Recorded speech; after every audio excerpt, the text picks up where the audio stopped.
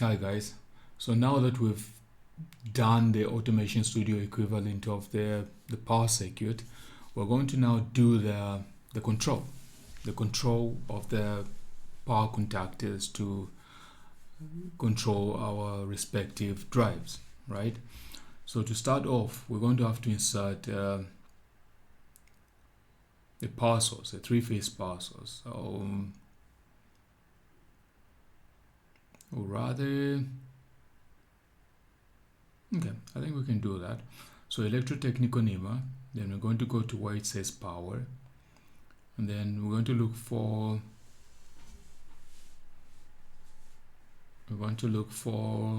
an energy source, and then thereafter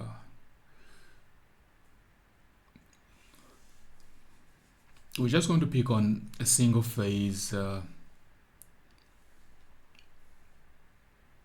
source. All right, so in that respect, let's pick this one here.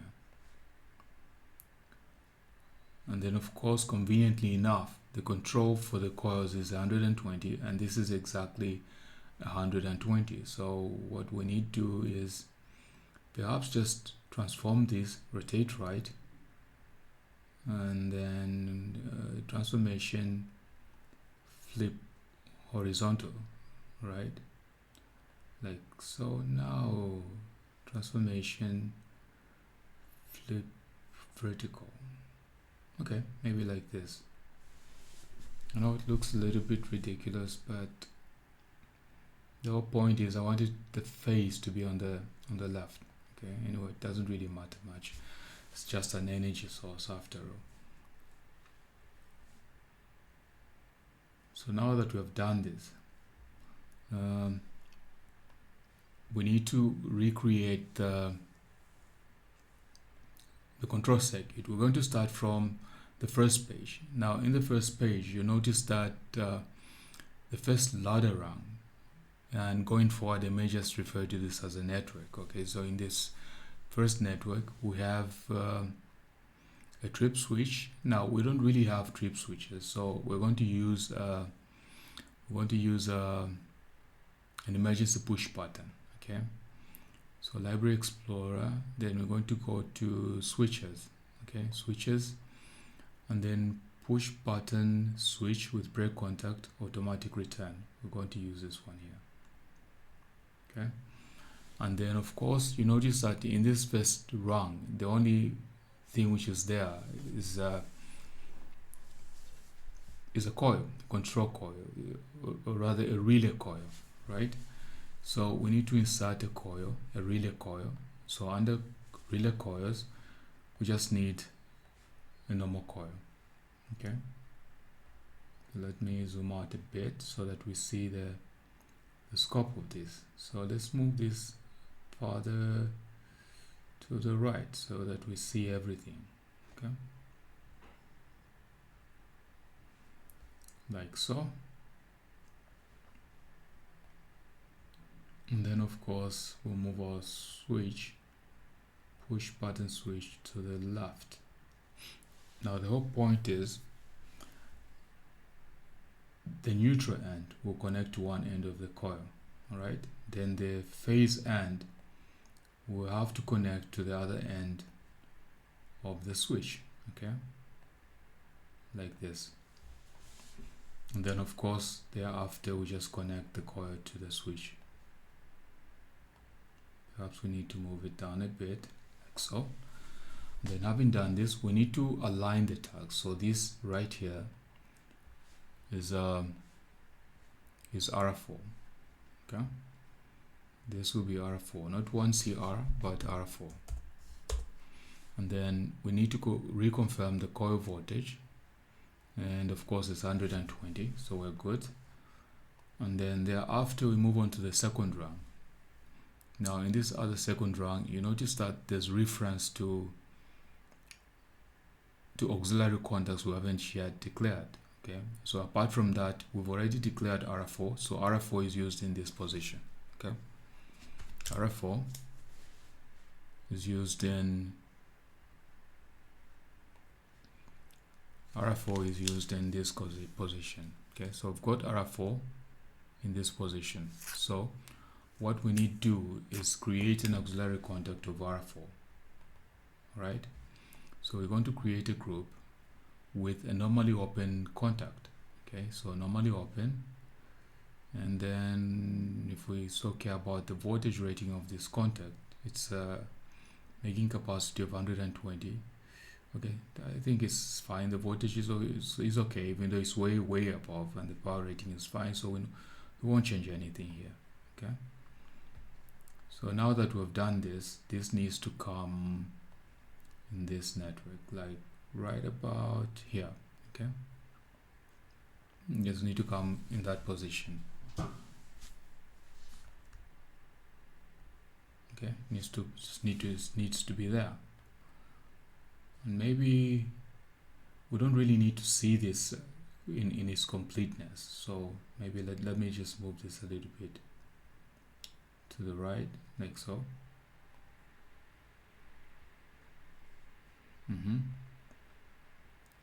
So now RF4 is this position here. Okay, this one here, that's RF4. So we have our RF4.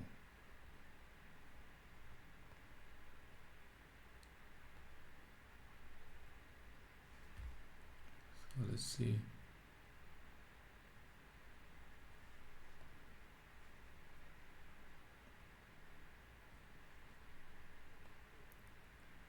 Okay, so we've got our RF4. So just to help us along, we can actually just connect one end of the phase end, okay, to one end of RF4.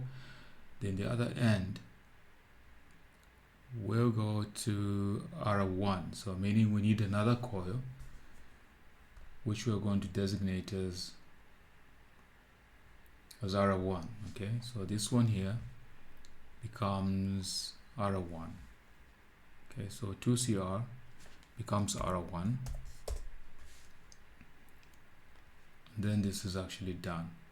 Okay, so the one end of RF4, because we're not really talking about TR_1, TR_2, because we haven't declared the controlling timer or a coil. Okay, so that's why we're just limiting ourselves to the declared auxiliary contacts. Okay, so RF4 is attached to one end of R1. Okay, we're neglecting everything in between because we haven't really gotten to that part yet, right? So we need to attach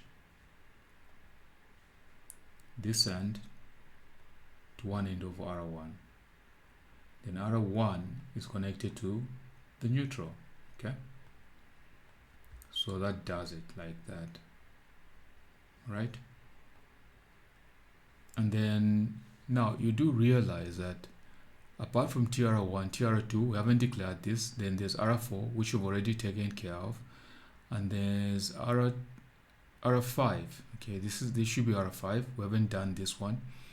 The stop limit switches. Okay, now for the stop switch limit switches, we really don't have the limit switches, so we can just use a placeholder in the form of. Now, what did I do with the first one? Let's see.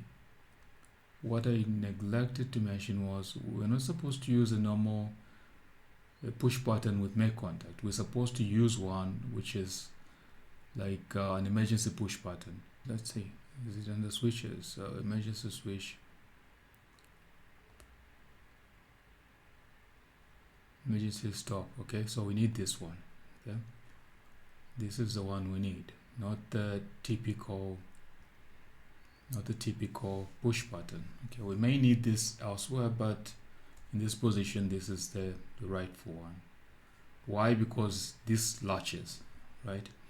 So now going forward, we're saying that RF4 is attached to one end of R1, which is what we've already done, but in between the 2 points you notice that there's this thing which is being referred to as the stop power limit switches. Now the stop power limit switches are essentially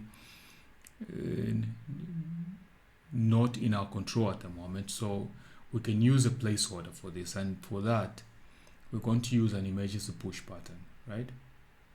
That's what we're going to use as a placeholder, right? And then we're going to insert the text. Okay, so let's see, we need text. And then we'll start with this position, and then we're going to say trip. No, we're going to say trip limit switches. Okay, and then maybe we may want to reduce on the font. Okay, we may want to reduce on the font so that it's a bit sightly. Okay, trip limit switches. Oh, actually, because it's been covered, so trip limit switches. I think this just about does it. Okay, so we've got the trip limit switches in that position. Okay, maybe we could increase the font just a bit to 6. Okay, so we've got now the trip limit switches, which is in this position. Now in this other network we have the stock power limit switches, so we may just want to copy this. We just may want to copy this right there, and then come here, and then we're going to say stock power. Okay, we're going to say stock power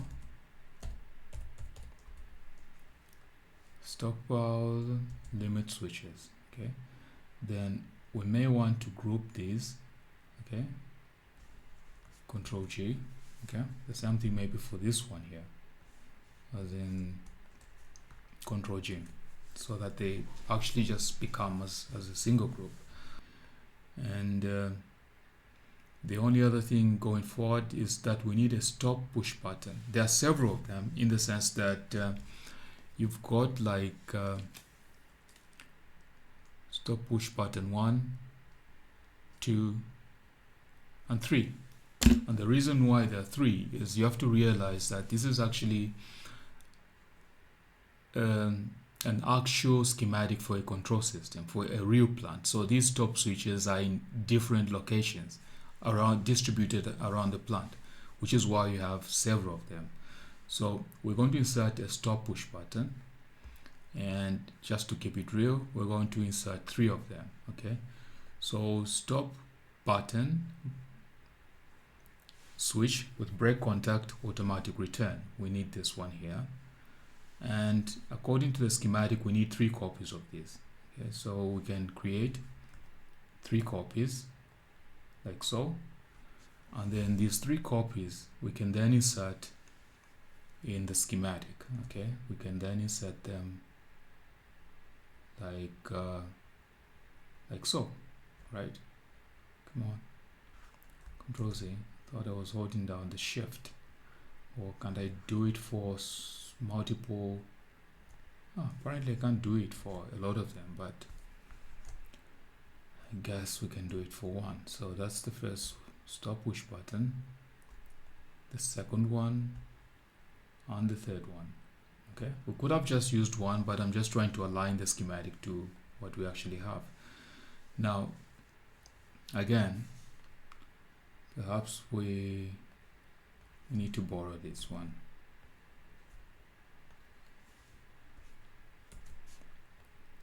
So this becomes, we're just going to say stop 1. Okay, in the sense that just to give you a feel of the distinction between them. Or maybe align the text. Okay, then the second one and the third one, right? So now this becomes stop 2. Okay, and this becomes stop 3, right? So we're here. We've done the stock power limit switches, the stop push buttons. Now we have to do this section. Again, you see that there's reference to R2, R3, C3, C4, which we haven't really done, except maybe for C3 and C4, because those were the auxiliary contacts for the thruster brakes. Okay, C3 and C4 were the power contactors for the thrusters, for the brake thrusters. So that's the part that we move on to. We're moving on to this section. Okay, this section right here. This is where we are. We are at this point. Okay, so now seems like we're running out of space pretty quick. Okay, let me just move this like so. So what we need is we just need a start push button. Now there are two of them, a local start and a remote start. Okay, so we just think of it as being in this particular order, right? So we're going to insert a push button. Okay, and then of course, because we already have this one, we just modify it to modify this to open. Okay, just modify this to open because we already have that. And now that we have this is the one that we're going to insert here. Now don't mind me putting it in this location because I know we're going to need space for the auxiliary contacts. Okay, so I'm going to put it in this location, and then I'm going to connect this point to the switch. We'll use another emergency push button, okay, as a placeholder. Right, we'll use it as a placeholder. So okay, is there anything we can do? No. So we just need to label this as bell slug.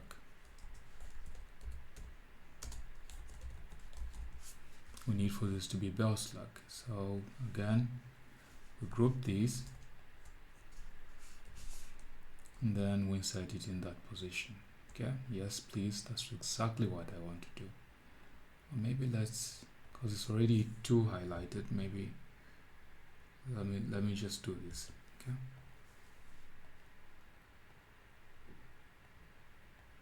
let me do that, then of course we do this. So we've got our bell slug, which is in this position. So this is the local start. Okay, this is the local start. I don't know why I keep doing this. I ungroup, group, because maybe let me just do this. So this one, the first start, okay, the first start, we're going to call local start. Okay, I'm going to call this as local start, which is this one here, right? And then the other one, let me pull it down a bit. It's going to be a start, but we'll think of this as a remote start. Okay, I'm going to think of this as a remote start, and of course it's connected across from the other start push button. Okay, so that's taken care of.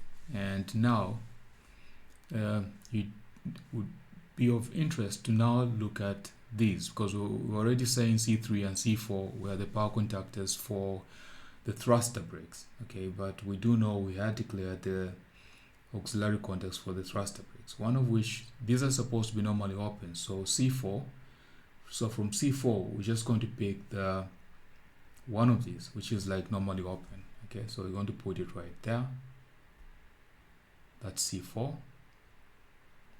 And then of course we need one from C3 for the thruster brake C3, normally open. Okay, so we're going to need this. We're going to place it right there, like that. And then of course you notice we're talking about R2 and R3. We haven't declared this, so we'll leave it at that for now because we don't have the auxiliary contacts declared.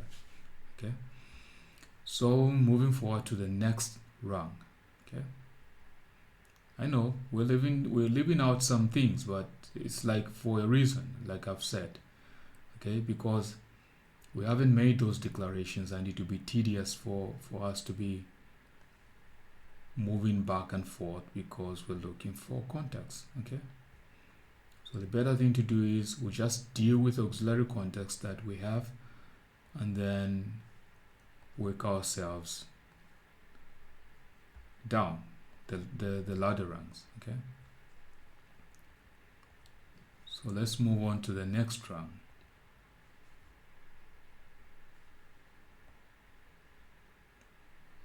Okay, so the rung that we're moving on to is this particular one. Okay, the rung we're moving on to is this one. I hope if only these could have been labeled. Okay, because like 46, rung 45, rung 46, rung 47, but these for some reason they were not labeled, so we just refer to it as the next rung. So R1 has been declared, so we need an auxiliary contact of R1. So this is our R1, and then we need an auxiliary contact which is normally open. Okay, so we need a normally open contact. And then the other thing you'd really like to look at is that you notice that if there's no auxiliary contact created, that the symbol for the coil is not underlined. Okay, but the instant you create an auxiliary contact, and there you go, okay, becomes underlined or underscored if you want. Okay, so we need this auxiliary contact to help us create the next rung. Okay, so I need to know that the space, so right about here. Okay, right about there. So we connect this end. Oh, come on, I don't want to break this. Perhaps I do it like this. Okay, so R1 as a normally open contact has one end connected to the phase end of the power source. Okay, and then this other end will be connected to an alarm. Okay, so again here we've got two alarms. Now you need to think of one as a local alarm and then the other one as a remote alarm, right? So we need to come under electrotechnical NEMA, and I'm sure it's supposed to be under loads, right? Nope. Others, yes. So we need a siren, so we need two of these. NEMA, we just work with the NEMA one, right? So this is a siren. Okay, so we need to come here and we need to put it or place it right about there, right? And then of course we need to have it labeled. In which case we're saying we want to think of this as the local.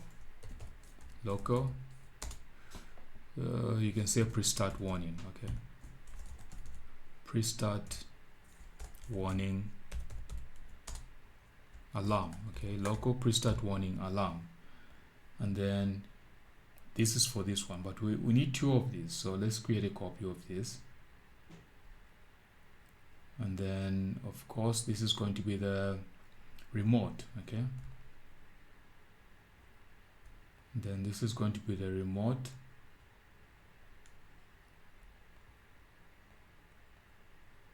This is going to be the remote pre-start warning. Remote pre-start warning alarm. Okay, so remote pre-start warning alarm. So I've got two of these, and perhaps the only thing we need to do is we need to group this. Okay, we need to have this grouped. like so. And then of course you've got this port which is labeled as PE, right? We've got this port here. The only thing we need to do is add a ground. Okay, so like this, we can put it out of range of the neutral end of this. So we just need to ground this, and then of course this is a power ground, and maybe okay, I can just pull this a little bit down so that we also connect this other one. Okay, there's a power ground, so that's taken care of. So the only thing we need to do now is connect one end of the auxiliary contact R1 to this point. Okay, to this point.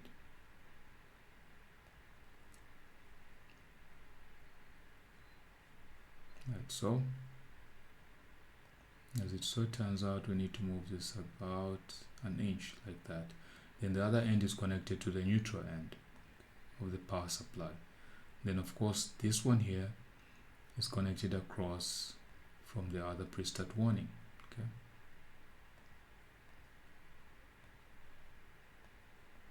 like so. So between the two extremes, we need this timed contact, which we haven't declared. So it's declared in the next rung designation, rung 45. Okay, so we need I should think this is more of a, because it needs to de-energize the pre-start warning alarms. Okay, these two pre-start warning alarms need to be de-energized by this timer T1, right? So as a timed contact, this is a delay to operate, okay, or an on delay timer. Okay, so what we're going to do is we need a timed coil, right? We need a timed coil in the next network. So we need to go into the Library Explorer, and then we go down, relay coils. Okay, so let's see. No,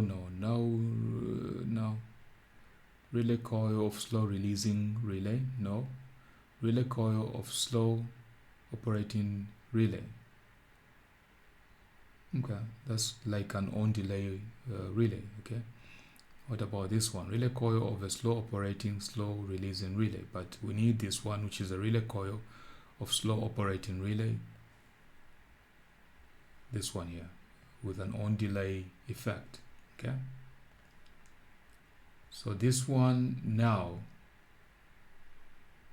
is our T1, right? This one right here becomes our T1. Now can we gain, how much space do we have down here? Okay, seems to me that we may have to scale this drawing. Okay, so now this one right here becomes our T1. Okay, so 3CR becomes T1. Now, okay, caps lock T1. This becomes our T1, and you know that we need a normally closed contact of this T1, right? So normally closed contact, normally closed. We need this one here, and then accept. What's the voltage rating of this? Is it adequate? Okay, it's fine. That's done. So the only thing we need to do now is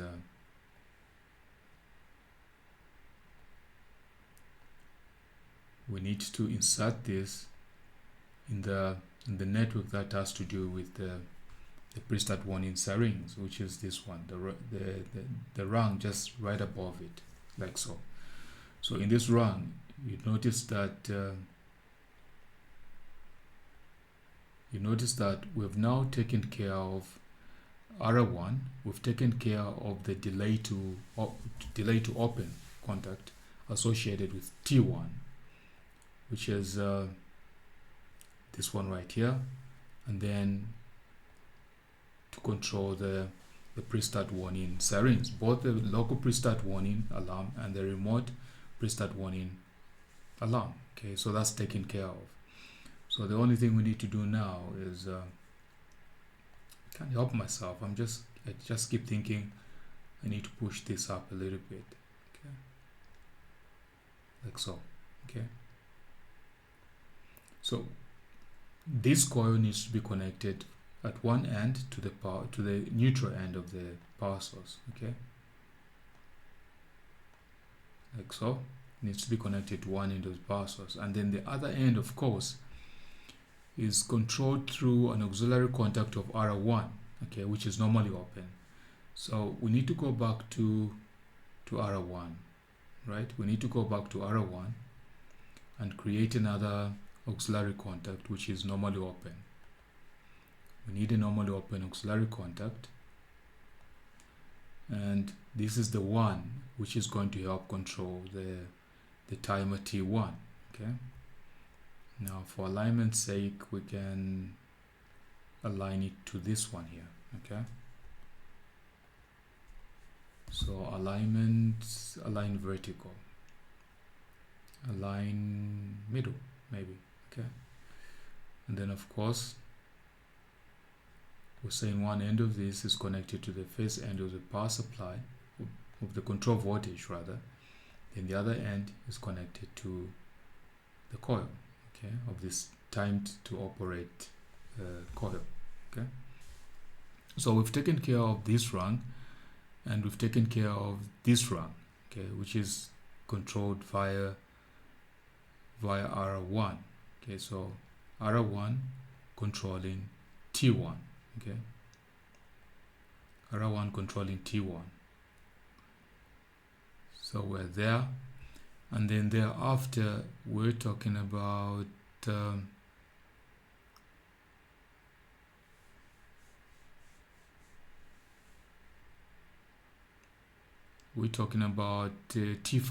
Okay, T5 is controlled by way of T1. Okay, so the auxiliary contact of T1 is the one now which controls this one, which controls T5, right? So we need a normally open contact of T1. So we need to create an auxiliary contact of T1 which is normally open. So we need a contact group which is normally open, okay, which is normally open, and we need for this to control T5. Okay, so first off, and then T5, what kind of a timer is T5? So what's T5 doing? So T5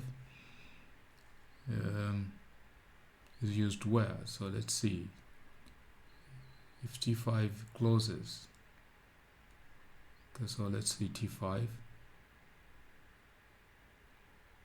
Okay, so T5 should be a delay to close, okay, or delay to operate. That's what T5 is. I think most of these are just delay to operate. So T5 is similar to T1, okay, in terms of functionality. So we just copy T1. Okay, just copy T1. And then this, of course, we're going to designate as T5. Okay, we're going to designate as T5, like so. And then of course when you talk about time, for now we just leave it as 10, right?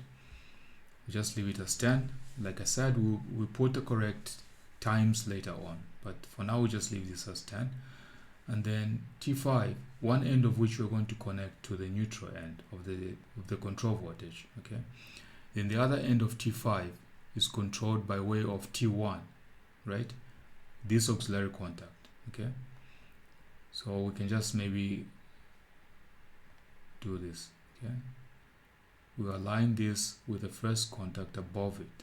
We'll align it like right there, align it to R1. Okay, so one end of T1, normally open contact, will be connected to the phase end of the control voltage. Then this end is connected to the other end of the coil. Okay,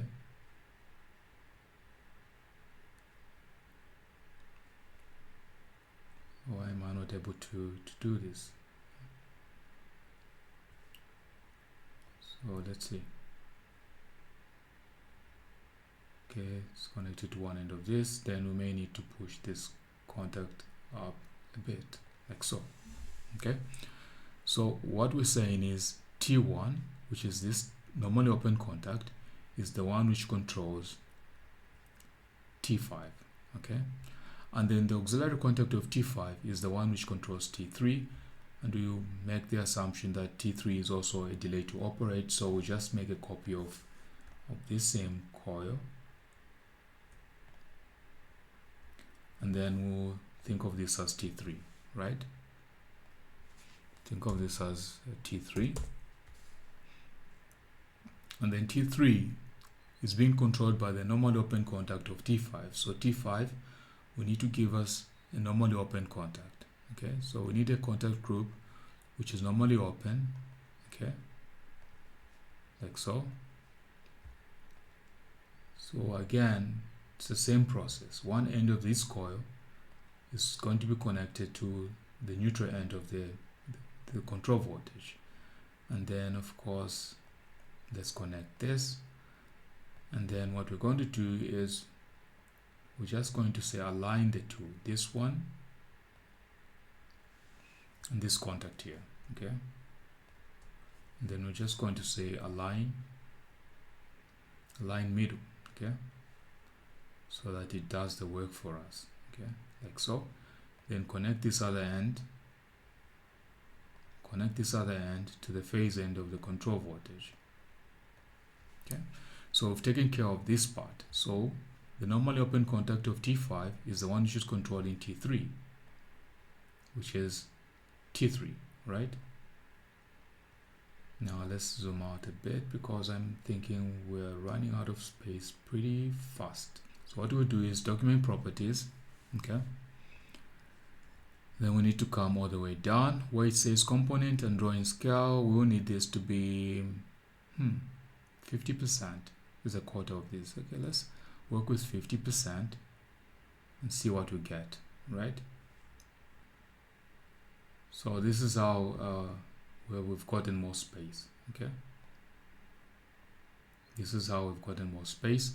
Moving on to the second page. Okay, moving on to the second page, you notice that we have to go through the selector switch, the 2-position selector switch.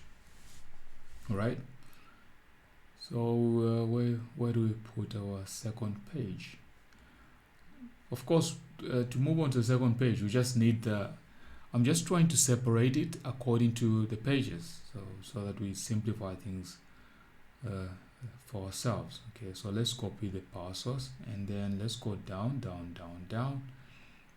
and I think let me zoom out a bit because I'm sure these elements are just getting in the way for nothing. Okay, let's move them to the side like so. Okay, let's move them to the side, and then when that is done, let's zoom back in.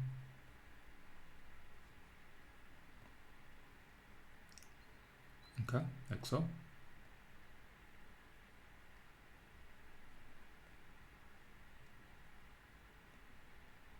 So let's paste our power source, right? Let's paste our power source. So it's the same jazz, okay? It's the same jazz. So we need a multi-position selector switch, 2-position. So Project Explorer or Library Explorer, we need to go to where it says switches, okay? Switches, multi-position switches, okay? It needs only be a 2-position switch. So let's see, rotary switch, 2-position. Okay, circuit breaker contacts. Let's see. Let's work with this one here. This being a 2-position, which is, we're talking about this end, right? And in that regard, okay, let's align this to this one here. Okay, alignment middle. Okay, of course we just need to connect one end of this to the end to this end of the multi-position selector switch. And then when we do this, you notice that we're talking about normally open contact of of T3, right? So what we're going to do is we're going to look up at T3, okay? T3, which is this one here, and then we're going to need a normally open contact, right, of T3. So builder, contact group, normally open contact, okay? That's just what we need. Just accept this, close that, then get our contact, okay? Let's align the label properly. So this normally open contact, we're going to put where? We're going to put it right about here, right? We're going to put it here. Now, is there anything? Okay, let's see. Do we have anything here? Okay, there's nothing. And then, okay, I would really love to align these.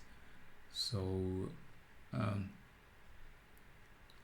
anyway, we can just, okay, let's just leave it in this position, okay?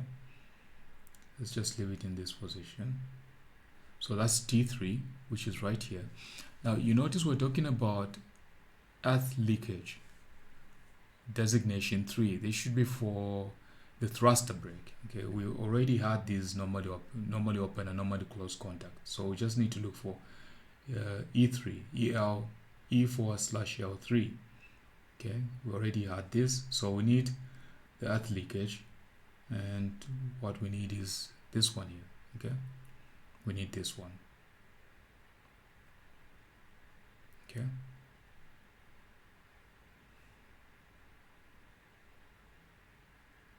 And then, of course, we're saying that it comes after T3 and it needs to be in this position as a normally close contact of the earth leakage device, okay? Normally close contact of the earth leakage device.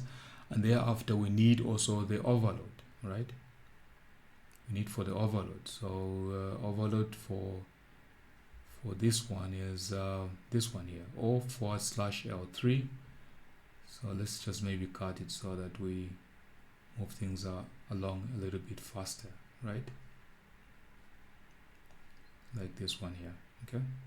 So we've got the overload, and then right after that, we need C3 itself, the coil, right? So the coil is C3. This is the coil we need, okay? So coil C3 is the one we need, and needs to be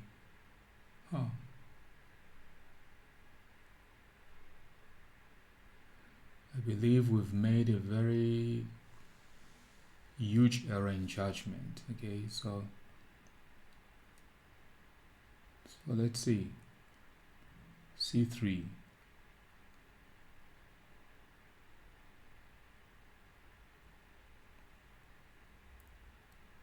C3, okay? I'm just quizzical about the designation because I know it's supposed to be, okay? I don't know what happened to this, but perhaps the power circuit could answer that concern, okay? O4/L3, O4/L4. I don't know what happened to this one, so we may need to. This is supposed to be O4/L3, okay? Right, so that's just what my confusion was, okay? So that's taken care of. Okay, so this is C3, okay? So now when we do this, the only thing is maybe just a little bit of alignment. We need to look up to the drawing right above it, okay? We need to align this coil to this one, okay? So that we have all the coils in line like ducks in a row, okay? Align middle, right? Like so. And then between the two limits, okay? Between this limit, and this limit, and this limit, and the coil, okay? And this coil, we need to distribute the elements evenly, okay? Distribute horizontally, okay?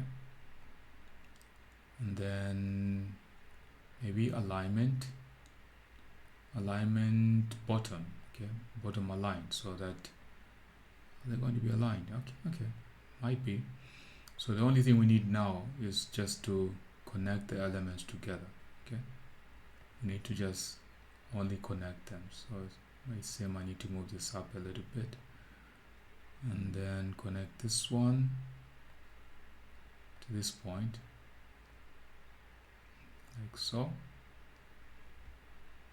And then of course our loving coil, okay, C3, like this, right? And then of course the one end of the coil needs to be connected to the neutral end of the control voltage. So we've taken care of this part, right? But you notice these are just the two modes. One is talking about the test mode, the other one is talking about the normal mode. So perhaps it may be of use for us to remember that. Okay, let's copy this and then let's go back to this position. Okay, let's go back to this position. Okay, I know you're not seeing everything, but you just need to remember that what we're doing is we're just converting this schematic into the equivalent Automation Studio document. And I've actually zoomed in so that you're able to see what I'm doing, because if I zoom out, then you won't see everything. Okay, so focus on this schematic. So T3 is right about there. Okay, and then there comes the test mode. Okay, now we just need a normally open push button with a make contact. We already have one here, so perhaps we just copy that one, meaning this one. We can just copy this one. We can just copy this one here. And we're just going to copy that. I'm going to bring it all the way down. I'm going to bring it all the way down to where we need it, which is right across from T3. Okay, so we're going to have it in this position. And then of course this is going to be designated as test. Okay, so this is going to be designated as test, right? This designation test as a test push button. And then of course it's connected right across from T3. So one end of this needs to be connected to the other end of T3. Okay, and then the other end needs to be connected to the test position of the multi-position selector switch, which is this end, right? Then having done this, we need to remind ourselves that this right here is the normal mode. Okay, designation normal mode. Okay, and then this other end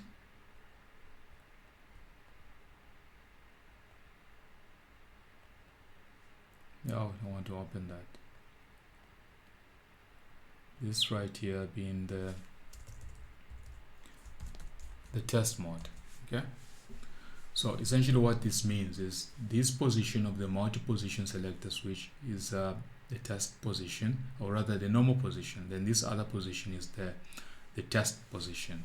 Okay, which is essentially what these 2 points are just trying to say, right?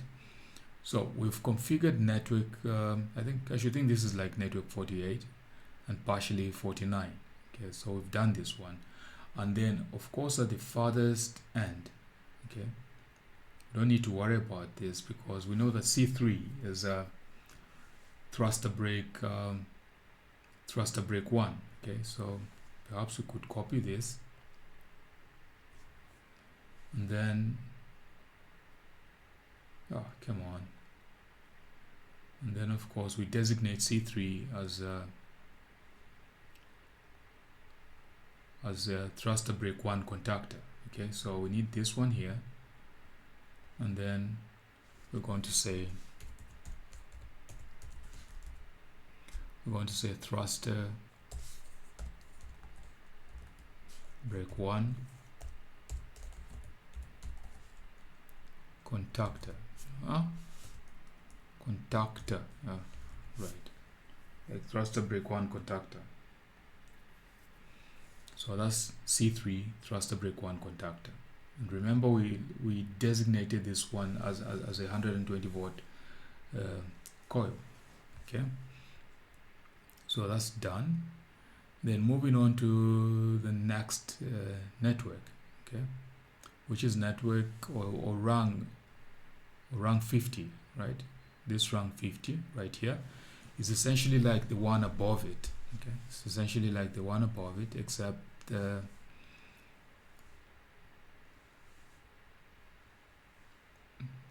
designations are different. So maybe just to help us understand this, because these are essentially identical. So we'll just create 3 copies of this, right? So what we're going to do is we're going to copy everything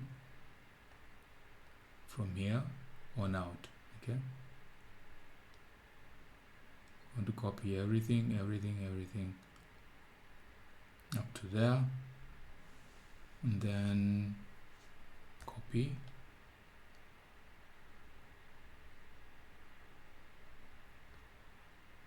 Going to copy this, okay, which is looking pretty okay. Now I know what you're thinking, oh, but the timers are different. Yes, I know that the timers are different and everything else is different, but I'm just trying to speed things along. Okay, so we're going to get rid of everything else, and then having done this, we need another 2 additional copies of this, right? So let's copy this, or maybe let me just zoom out, because we're not doing anything special. We're just trying to speed things along. Okay, so we need 2 more copies of this. So that's the second copy. There's a spacing. Okay, like there. And then we need the last one, right? And then when we do this, I feel we need to move a little bit to the right, which looks just about okay. And then when this is done, the only thing we're going to work on is we move on to network 50, which is right above from where we were. Okay, so network 50 will be this one here. So you notice that we need C1 in this network 50, or rather ladder rung 50. So we need C1 as a coil. Okay, so let's see, where's C1? So C1 is this coil here.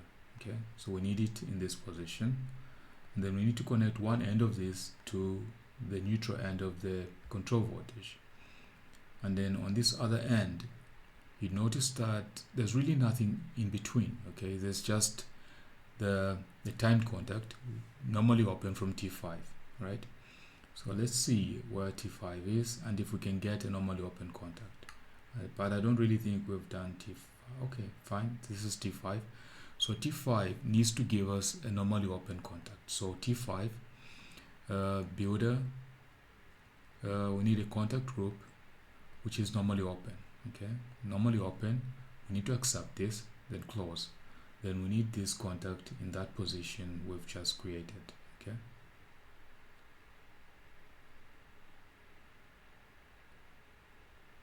we need this T5 to be in this position.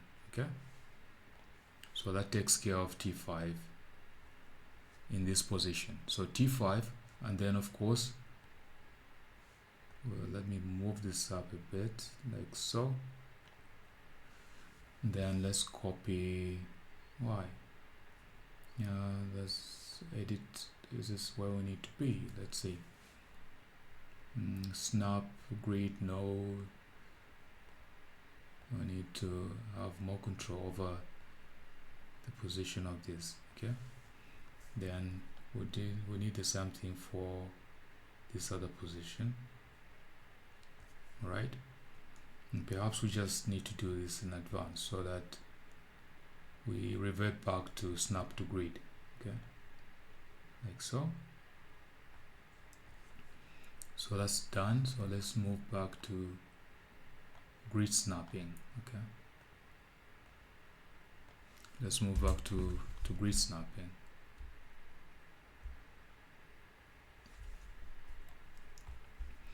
So we know that T5 is right across from the test push button. T5 right across from the test push button, and then thereafter is just C1 all the way up to C1.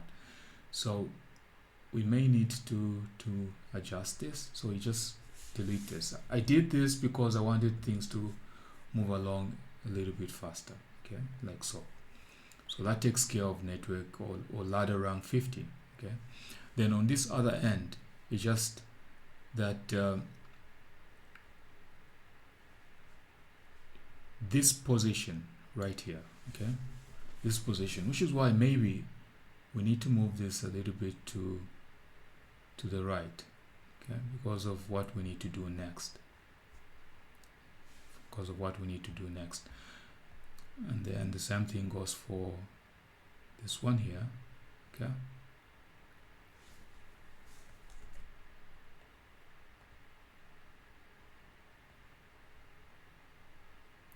Like right there,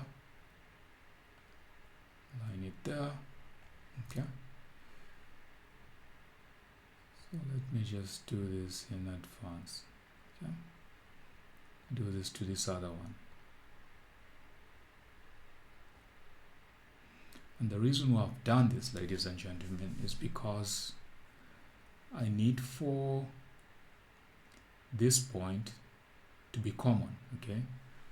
So because this point is common to all the normal position operation, okay, which is way by these timed contacts. So I'm going to move like this point, okay. I'm going to move this point. I'm going to move it to this position, okay. But I may want to also shift it a bit so that, okay, I'll accept that. Let's see what you're talking about. Now, I don't want you to go in that direction, but rather, I'd rather you go there, right? So that takes care of that.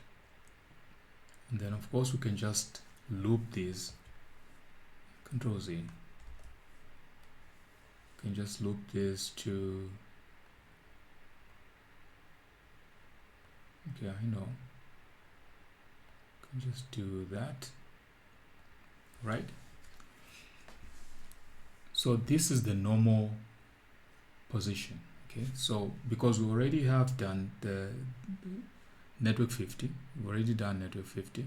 So where do I put this so that it doesn't get in the way? Okay, let's put it here. So we've connected T5, the normal operational state, to the multi-position selector switch normal position, which is this position, T5, to the normal position of the multi-position selector switch. So this one here needs to go to the test position, okay, like this one. We just loop them, okay, we accept that, like that. So similarly, this other one, the test position, needs to just get looped to this position, okay, just accept. And then we need to do the same thing to the last position, like so, test, and then normal, okay. So this is like the normal, anticipated normal. So this one here needs to come there, in as much as there's nothing there at the moment, but we know that's what we need, right? So we have this. So that's just about it. So now we just need to insert the relevant contacts, auxiliary contacts and timers and whatnot. So we've done network, or rather ladder rank 50. This one here as T5, across of which there's a test push button, and then going forward there's C1. Okay. Moving on to network or ladder rank 52, we have T4 as an auxiliary contact, right? So needs to get a normally open contact of T4. Do we have T4 already? T4, let's see, T1, T5, T3, because I don't really think we've really done T4, so that's going to be a problem for us at the moment. Okay, so we're going to leave this undone, but we just need to know that T4 is the one which controls C2. Okay, so we need to get the coil C2, which is this one here. Okay, we need C2 to take up that position. Okay, so C2 comes right underneath C1. So in this position, that's C2. We just need for it to have one end connected to the neutral end of the control voltage, like so. And then of course the description here is motor number 2 contactor. The other one, C1, was motor number 1 contactor. So let's copy this. So this is going to be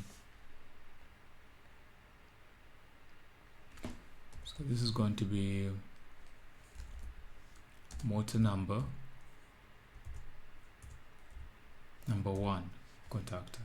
Okay, then we're going to copy this in this position, and then this is going to be motor number 2 contactor, all right, which is just this part here. Okay, and then right after that, we need to now insert the relevant contacts. Okay, we're saying that we haven't yet declared T4 as a coil, so we'll leave this position open, and then all the way there are no intermediate elements, so we really don't need this. We just need to connect this end to the coil, okay, to this coil, right, because C2 has got no intermediate switches in between. So we move on to ladder rung 54, right? And in ladder rung 54, we need the earth leakage and the overload for thruster brake number 2. Okay, so let's see, where are those elements? Which are these ones here. So we need the earth leakage as normally closed. So we need the earth leakage as normally closed, and we need the overload as normally closed. Okay, so we need these two elements so that we're able to insert them in the circuit. Okay, for C4.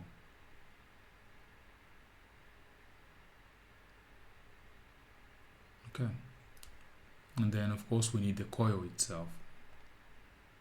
Should have picked it when we're here, but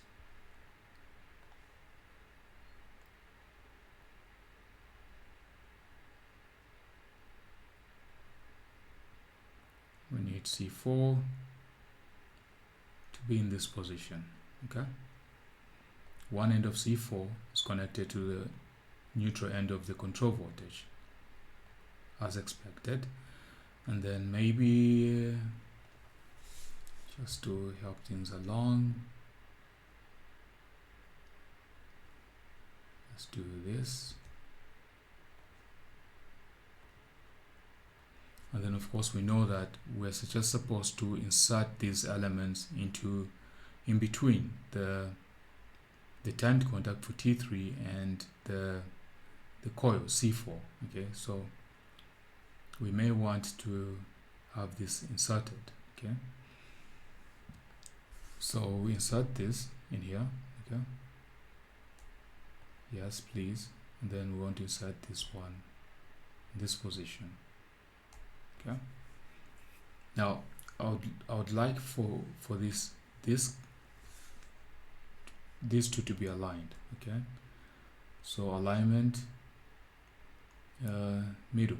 Okay, The same thing with this earth leakage for number 1 thruster brake aligned to this other one for number 2 thruster brake. Okay, so alignment middle.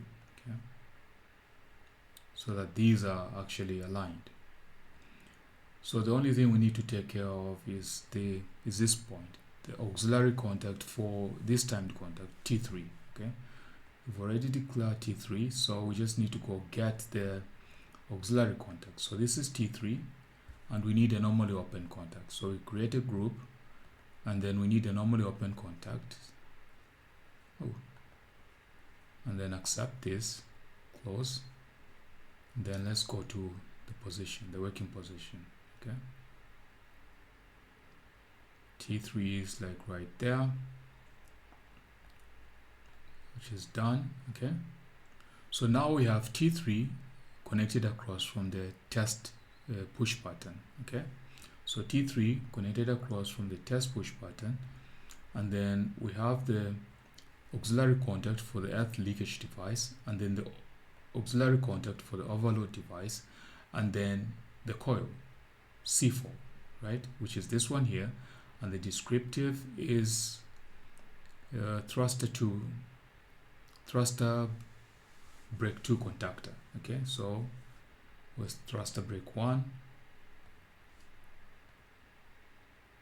Okay, yeah, perhaps I needed to stretch this down.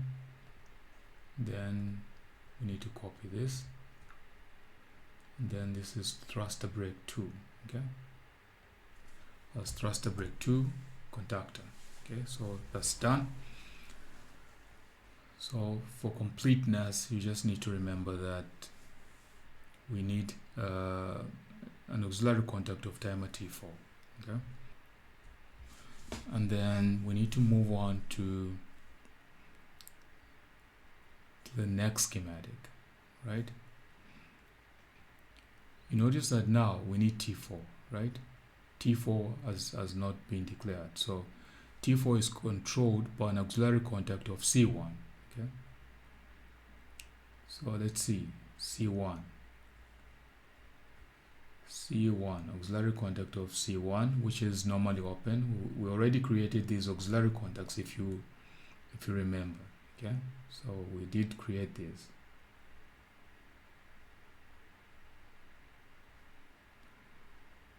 So C1.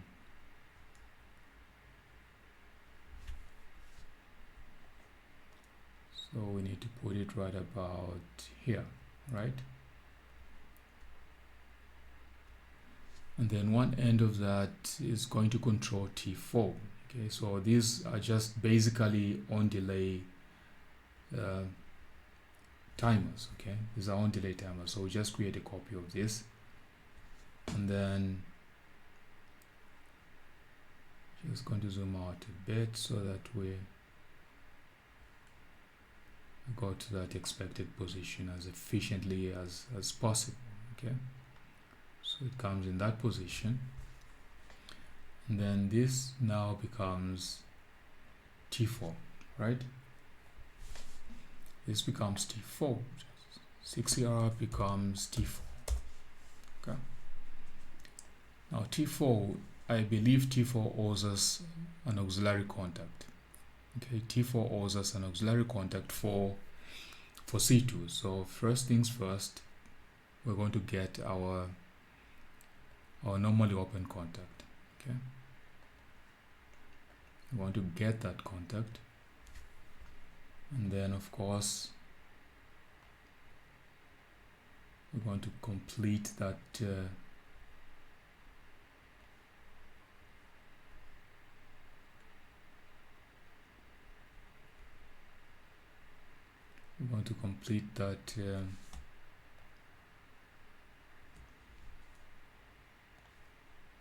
that assignment. Okay, so this is done. Okay, we've got T4, and then of course we need this, don't need this, just need one.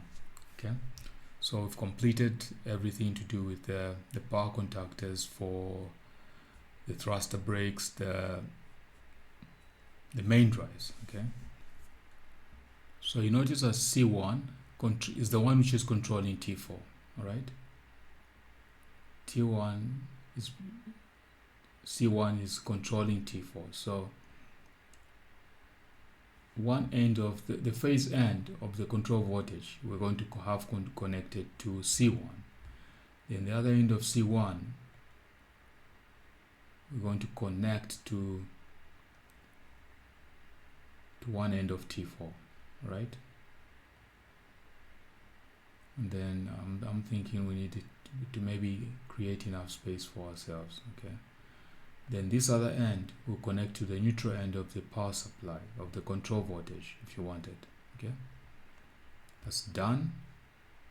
Okay, let's stretch this out a little bit, and then the only thing we need to do now is move on to ladder rank 57, of which the auxiliary contact of C2 is controlling T2. Okay, so auxiliary contact of C2 is controlling T2. Okay, so we need a normally open contact.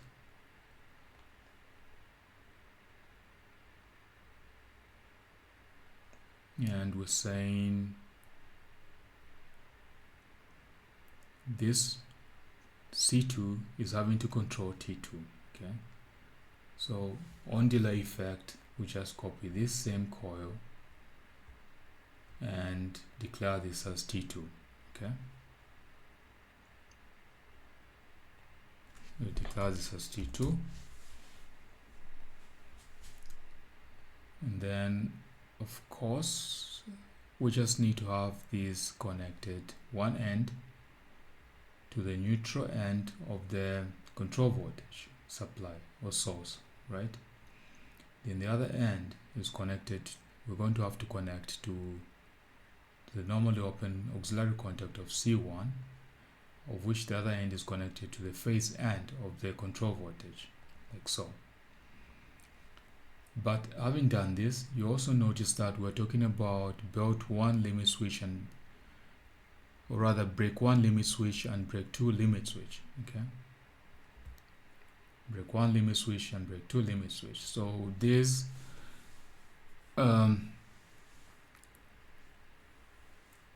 the thing is we need to be very careful with how we handle this one, right? Because we're talking about the thruster brakes, right? So what we're going to do, or what I would rather we do, is this. Okay, let's look at the auxiliary contacts we created for ourselves. Okay, we know that the thruster brakes were C3 and C4, right? C3 and C4. Did we have any contacts remaining? Okay, C3 and C4. Apparently we just have normally closed contacts, but my point is this: these were thruster brake auxiliary contacts, so we need to have this changed to normally open. Okay, we need for these to be normally open contacts. Okay, and we also need the other one to be normally open. We need for this to also be normally open. All right, and the reason why I'm doing this is because you notice that the limit switches are designated as normally closed. Okay, and initially these are only going to open at the point where the thruster brakes are fully off the drum. Okay, like the drive is now free to move. So what we're going to do is this, right? We're going to do this. We're going to take these two auxiliary contacts, okay, as separate, right? And then we'll need a power source. Okay, let's just borrow the power source. Okay, we're going to borrow this power source like this here, and then we're going to come here.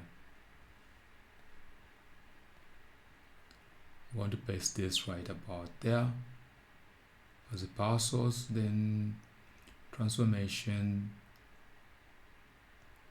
rotate right. Okay, this is our power source. and these are going to be like switches. Okay, these are going to be like switches. Okay, so thruster brake, if you energize the thruster brakes, these associated auxiliary contacts are going to close, right? So if these are going to close, we're now going to need a coil. Okay, so we're going to need a relay coil, and then we're going to pick the NEMA one. We're going to pick this one here, and maybe we can just copy this. Okay, and then having done this, we may also want to simulate failure of these, right? We may want to simulate failure of these.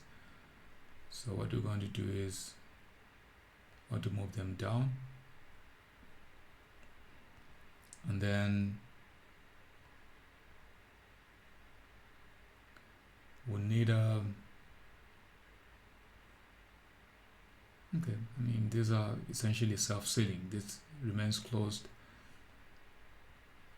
Okay, so we just need to simulate failure, and the only way we could simulate failure that I can think of is by using a switch. Okay, push button switch with brake contact. Okay, not this one with an automatic return, or perhaps we can just use an emergency push button. Okay, we can use this one here. We can use this to be in this position. Okay, and then of course we need two of these, and then of course we need this one here, and then this coil right there, like so. So the whole point, the reason why I'm doing this, I'm going to change the description of this. All right, I'm going to come here in the data, in 10 item identifier, we're going to align this to this one here, those tags, right? So HCR becomes brake 1 limit switch. Okay, so this is going to be brake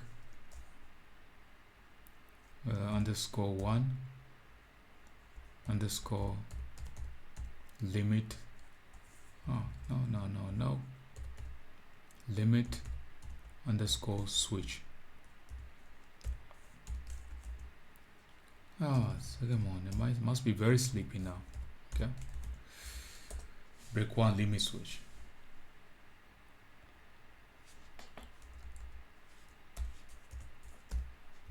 So brake 1 limit switch.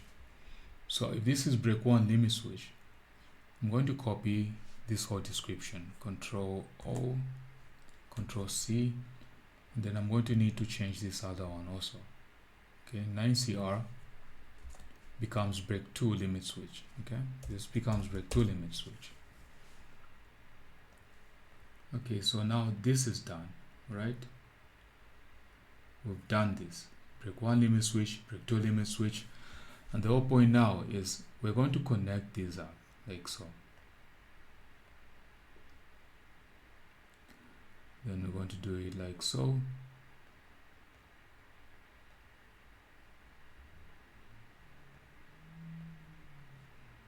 And then we're going to connect this across like this.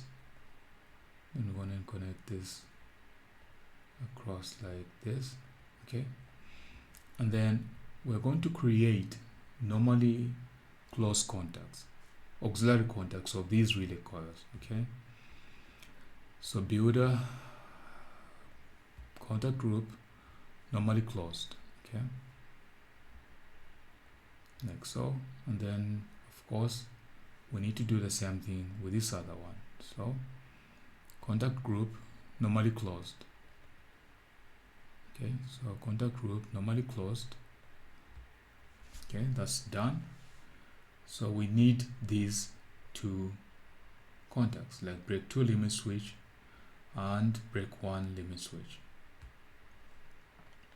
Okay, and then after the fact we're going to group all these elements together because we need them to stick together. Okay, now we don't really have to look at this after what we have done, so our interest was in having these two auxiliary contacts declared. So now we need to go all the way up to where we were. Okay, now that we've seen what we wanted to do.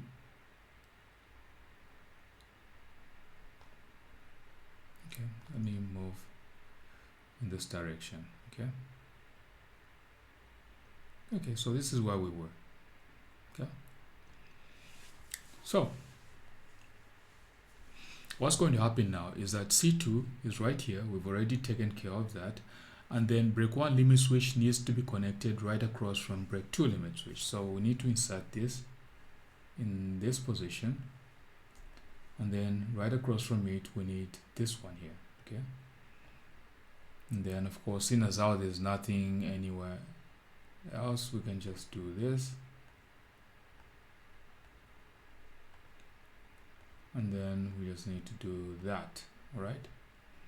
So we've taken care of this part, and then of course there's our T2, right? So that's taken care of. Okay.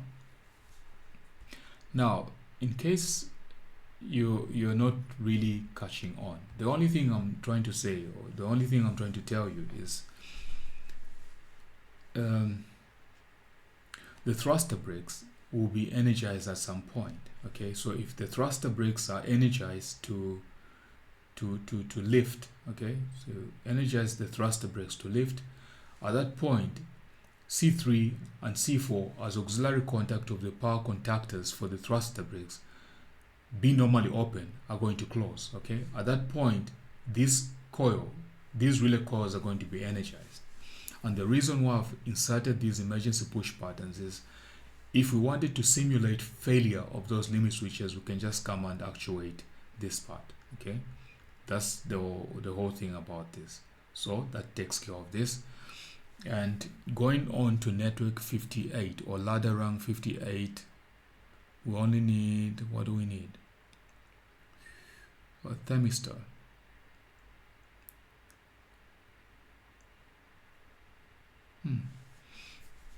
Thermistor designation as TR1 and TR2.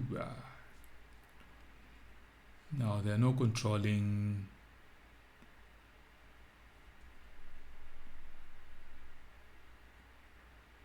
Okay, here's the thing. The thing that you really need to understand as to why this has been connected like this. Now, TR1 and TR2 are actual physical units, right? They are like physical devices, and the coil of that physical device needs to be energized, right?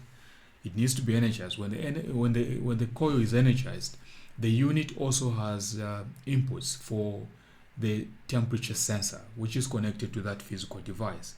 And then that physical device, in addition to having an input for the thermistor for the temperature detectors, also has auxiliary contacts which are either normally open or normally closed, right? So this is why 58 and 61 are connected like this. These are just like physical devices. Okay, so that's the issue with this. So I'm wondering how best we can simulate this. Okay, so let's see how best can we get around this situation for TR1 and TR2. So what we're going to do is this. Okay,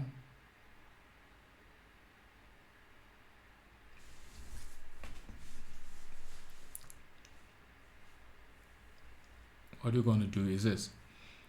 If you notice the TR1, the state in which it is used in this network here, okay, TR1 and TR2 are used as normally closed. Okay, so if they are used as normally closed, so meaning when the temperature is normal, those normally closed contacts on that physical device will be in that closed state up until the point where there's a temperature rise above what is normal. Do those contacts open? Okay, so normally closed will open. All right, So to do that, we will need to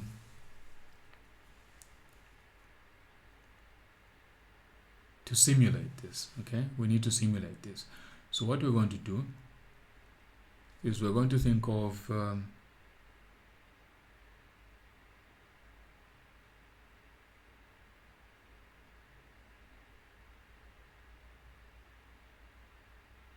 going to do this. Okay, we're going to insert an emergency push button. Okay, so I'm thinking this is the one way we can simulate this. So emergency push button, mushroom, emergency stop, break contact. Okay, so we need this one here.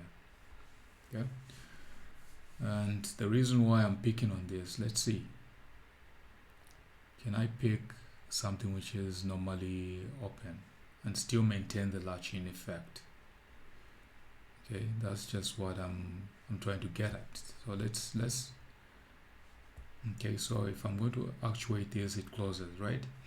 So in this state, we just now need to insert a coil, which is like R1, okay, or rather which is TR1. So relay coils, and then let's insert a relay coil like so, and then of course we need to align it to this one. Okay, alignment middle. Okay, and then this one we need to change the designation to TR1. You need to remember that essentially we're just talking about a thermistor, okay, over temperature protection. So 10 CR1. Why let me see. 10 CR1 becomes TR1. Okay, this becomes TR1 like so. So TR1 needs to be connected to one end of the emergency push button, which in this case we're going for a normally open contact. Okay, for obvious reasons. Okay, so TR1, and then we need to have this connected to one end of the neutral end of the control voltage. Okay, we need to have it connected in that position, and then the other end is just connected to the phase end of the control voltage. Okay, like this. And then because we know anyway, we'll do that in time, but we need to get normally closed auxiliary contacts of TR1, but we'll take it together with TR2, and then the ladder rung 59 needs an auxiliary contact of T2. Okay, so T2 needs to give us a normally open contact, auxiliary contact. So T2, and then builder, need to create a contact group which is normally open, and then this one here needs to be the one controlling RF5. Okay, as well as yes, RF5. Okay, so T2 comes right about there. We need to align it to this one here. Okay, so we're saying T2 controls RF5. RF5 is a coil, output coil. So let's just copy this one and then designate this as RF5. Okay, then designate this as RF5. One end goes to the neutral end of the control voltage. Okay, then the other end goes to one end of T2. Okay,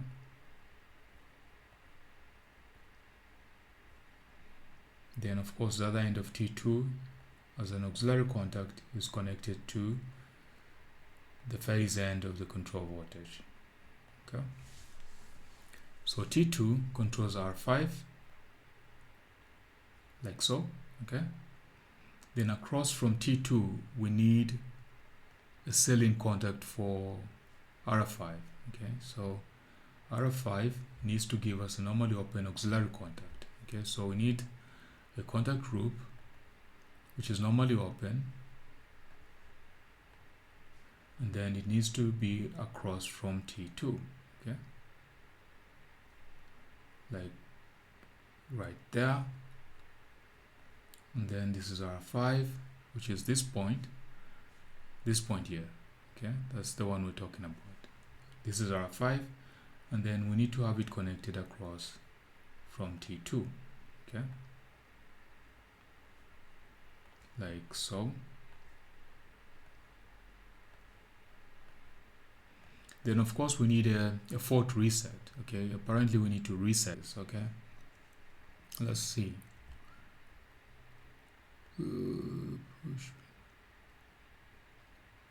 Push with break contact. Maybe let's pick this one, because I don't seem to like that. Okay, so let's pick this one, and then this of course is the reset. Okay,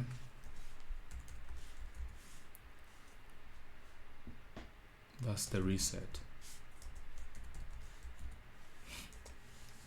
That's the reset, like so. So we've done the reset and we've done T2, which is this one here. All the more to control R5, which is this one here. Okay, then going to network 61, or rather network 60. Okay, network 60 is all about the main drive motor M1. So because we're talking about O/L1 and E/L1, so we need those auxiliary contacts. Okay, we need them normally open, so we need them normally open. So we need this one, and we need this one here. Okay, these have to do with the motor 1, right? This is motor 1. So that said, we might as well pick the ones for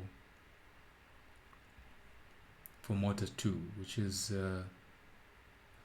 OL2 normally open and EL2 as normally open, because these two are usually just identical. Okay, so we have these.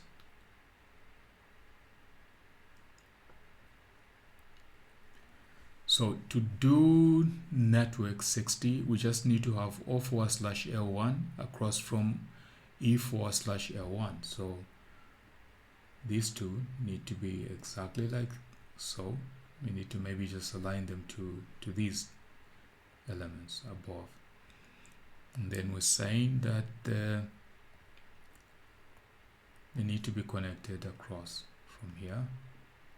Then this needs to be connected across. Okay, I would rather it's like this. Okay, and then the other end of this is connected to R2, which is a coil we need to declare. So we just copy this, pull it down like so, and then of course we're going to declare this as R2. Okay, we're going to declare this as R2. Okay, this is done. We've taken care of R2. We just need to have one end of this connected to the neutral end of the control voltage, and then the other end connected to one end of the parallel configuration of the overload and the earth leakage elements, auxiliary contacts. So we need that. Okay, so that's done.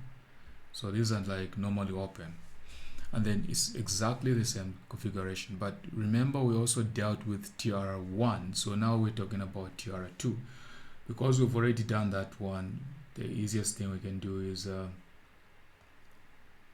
we can just go back and just copy TR1. Okay, we'll copy this configuration up to here, and then we'll just copy this right about here. Okay, we'll just copy it down like so. Okay, and then what about this? Jose, let me move this out of the way. Okay, and then of course we're talking about network 61, so I just need to have this changed to TR2. Okay, we just need to have this changed to TR2, so this becomes TR2, and then of course we do what we've been doing all along, connect it to one end, connect one end to the neutral end of the control voltage, and then the other end to the phase end of the control. Okay, voltage. Okay, so that's just about it. Don't like this, it's a little bit too close, so maybe could I move it a little bit down, and then we could align these two to be more symmetrical. And of course, if that is done, we need to move this a little bit down or so. Okay, so now that we're here, we've done R2, which is out of, or rather TR2. We've done TR2. Now we need to do R3. Okay, R3 is the same configuration as R2, so as opposed to us doing all these GAN, so we need to copy these, we need to copy them down into this position. I think it looks about just right. Okay,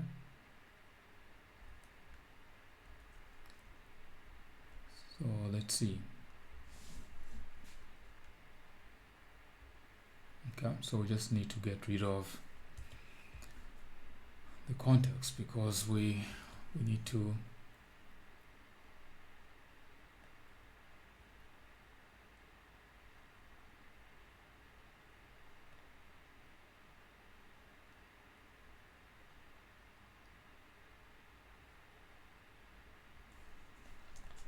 where does this belong?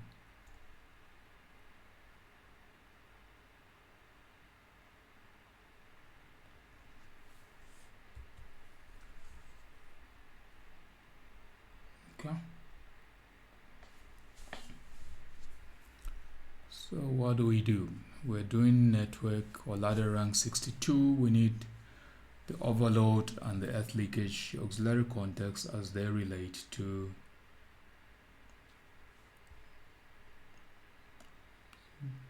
main drive number 2. So which are these two here? So this one comes here, this auxiliary contact comes here, which we've taken care of this part. So the only thing we need to do now is connect one end to the phase end of the control voltage.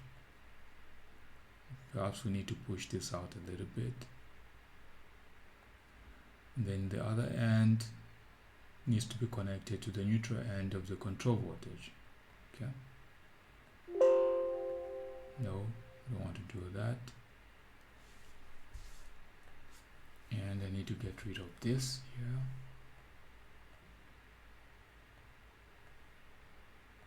Right. And then what else do we need to do? So this is actually does everything. Everything is now done. This page is completely done away with. Okay. Now you notice that we're talking about a speed switch, okay, which is in relation to the 200 ton bin 200 ton bin vibrating feeder interlock. So this is actually like an interlock for the vibrator. Okay, so it's really no big deal because the vibrator circuit is not part of these schematics. But if you wanted to have it included, the only thing you need to do is you could copy that emergency push button, normally open, that we created, this one here,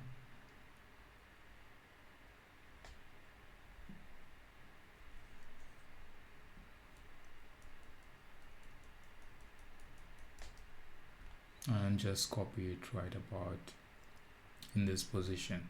Okay, now the speed switch essentially picks up at a certain preset or predetermined speed of the conveyor belt system, so that when the conveyor belt system is completely through the starting sequence and the conveyor has picked up on to the final speed, only then does the speed switch closes normally open auxiliary contacts to allow the vibrators to be energized.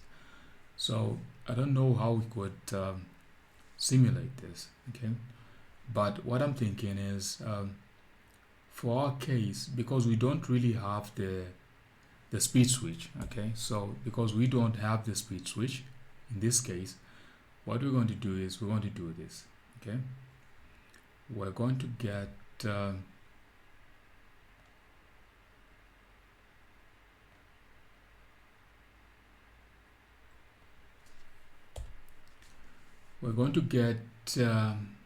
normally open contacts of C1 and normally open contact of C2, okay? So we need those because those were the auxiliary contacts of the power contactors for the main drive 1 and main drive 2, okay? Or if you want, motor 1 and motor 2 in our schematic. So we need these two. So we need both of these to be normally open, okay? We need for these to be normally open, and then we also need a relay coil, right? So we need a relay coil like so. And then if we wanted to simulate failure, we may want a switch also. Okay, so push button switch. No, we don't need one with automatic. Emergency push button. We need this one. Okay, for now. We need this one. And then of course we'll need a power source. Okay, so we can just copy the power source from here. Okay, we'll copy this power source and then we'll paste it right about there.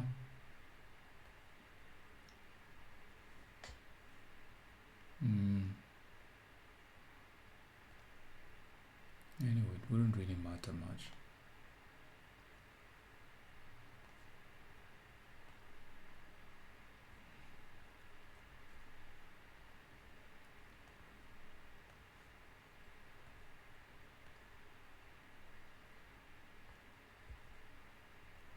I know these are supposed to come between the emergency push button and the coil, but I'm just trying to minimize on space. Okay, this is just out of convenience. Okay, this is just purely out of convenience.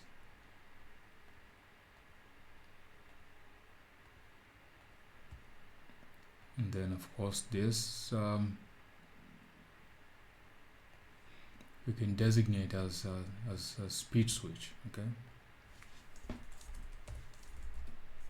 we can designate this as a speed switch. Now as a speed switch.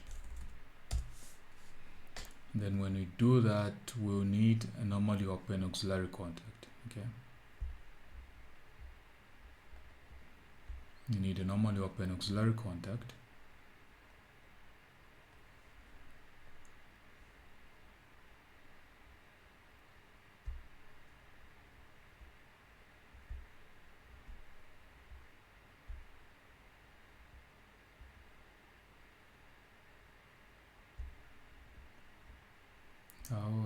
getting these two.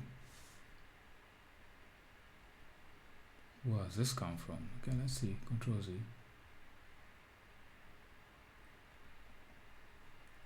Okay, so C1, C2.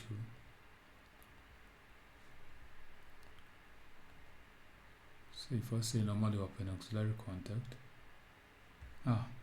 Alright, so just a little bit confused there. So it will be like this. Okay. Now, the only thing I'm trying to say here is, because we do not have the speed switch, for us to be able to simulate this, all we are just trying to say is, for this signal to be true, RS6 to be true, we need to have both the drive motors, the main drive motors for the dual drive system, for the dual drive conveyor belt system to be energized. Okay, then only then does this coil become energized, and hence the speed switch signal become true. Okay, so that's the only thing we're trying to say. There's nothing to this, so group this. Okay, so because if you had the actual speed switch, you wouldn't have to do what we've just done, but we don't have the speed switch, so we're just trying to make our simulation more lively. Okay, so we put it right about there, maybe a little bit down, because it's going to be playing a very pivotal role in this. So one end of this is going to be connected to the phase end of the control voltage. Then we need to insert a coil. Okay, this coil was what?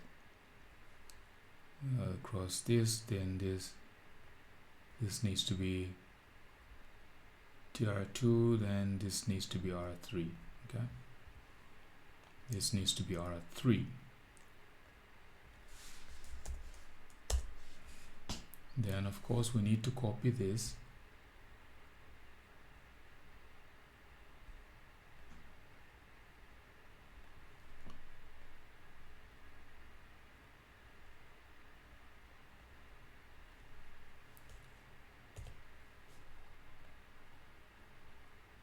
This needs to be R3. Let's just confirm that.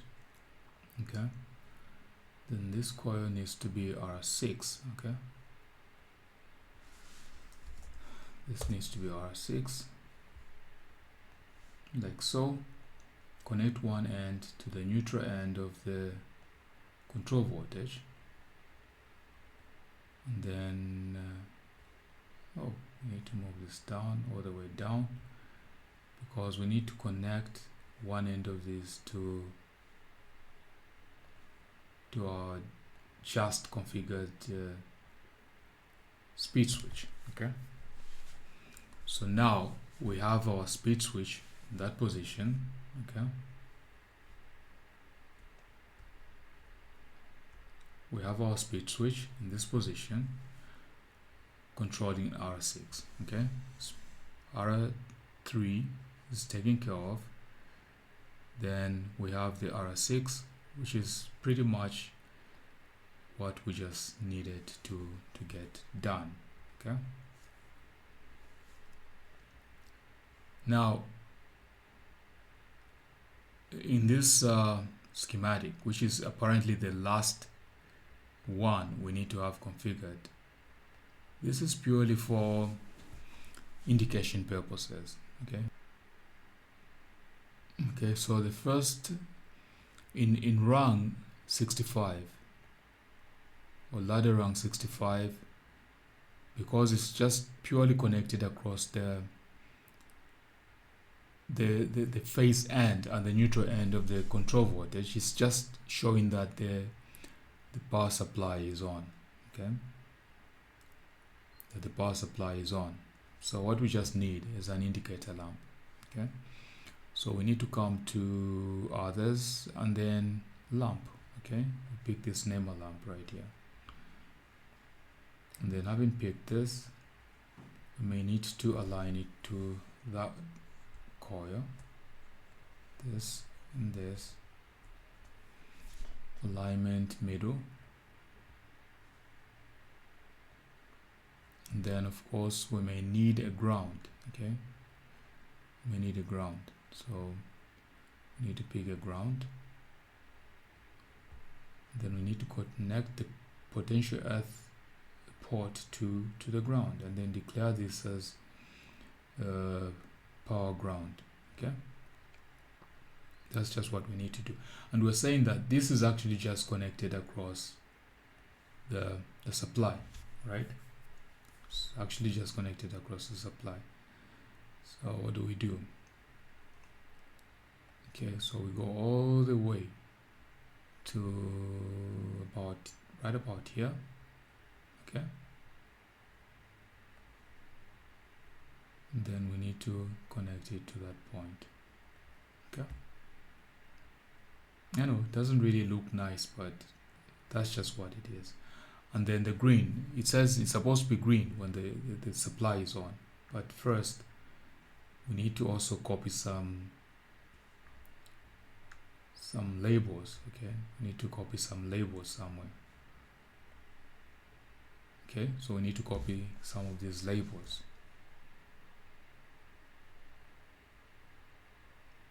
So the first one, it says power supply on, so right about there. Now we don't need to change anything, so it will be power supply on. Okay, so power supply on, right, like so. And the color of this is supposed to be green, so let's see what the default color is in this particular case. Okay, kind is AC. The control voltage of this is 120, and then it's a lamp. Do we get to change the color? Okay, so the color is supposed to be green. Okay, so should it be a bright shade of green? Okay, like so. So this is actually green. And then right after that, we're saying RS61, auxiliary contact of RS6 should be the one in ladder rank 66. So auxiliary contact of RS61, okay, RS6 needs to give us a normally open auxiliary contact. Okay, so builder group normally open auxiliary contact. Okay, normally open auxiliary contact, which is this one here, in this position. We need to come like right about, okay, could we align this one and this one? Okay, alignment middle. Okay, looks about aligned.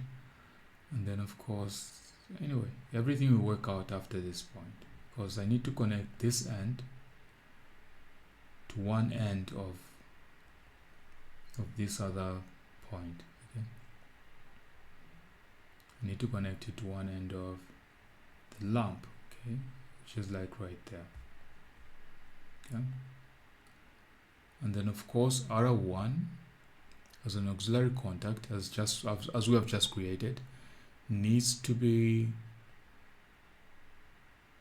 connected to another green, so another green lamp to say conveyor is running. Okay, RS6, okay, as conveyor running.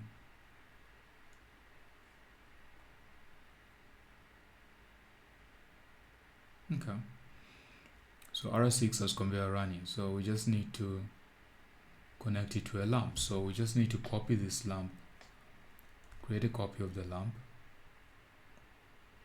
and then we can reconfirm the color. Okay, so the color is still green.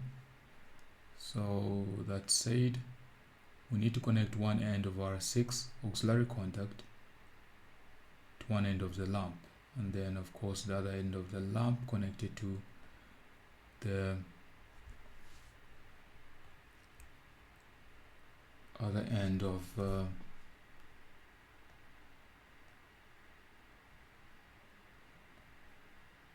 rather, maybe we just need to move this a little bit to the left.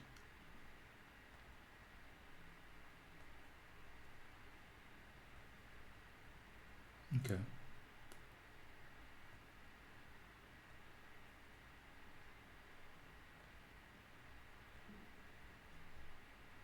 Looks about right. The only thing we need to do is we may have so many grounds, okay?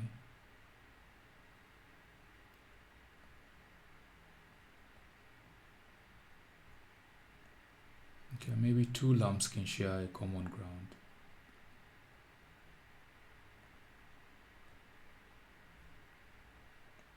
No, the two lumps can share ground, because what I don't really seem to like is there'll be so many. Okay, power ground like so, and then this one will be conveyor running. So let's copy this.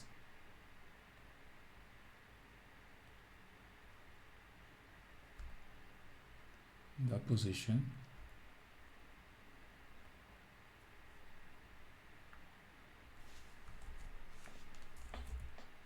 This will be conveyor running.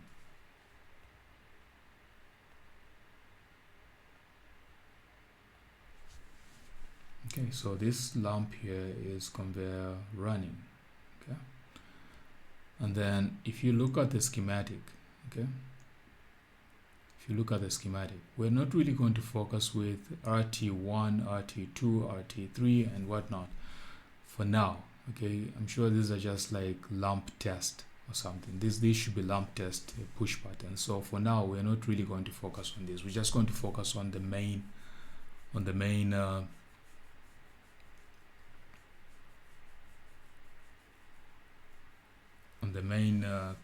contacts. Okay, so we move on to network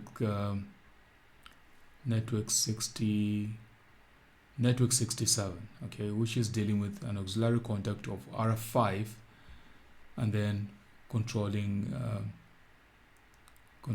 a red lamp, okay, which is break not released.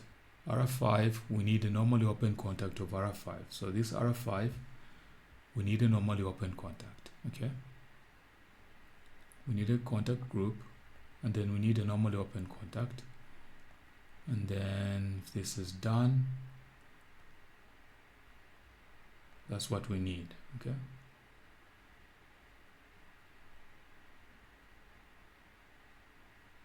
There's RF5, so we need RF5 to be in this position, okay.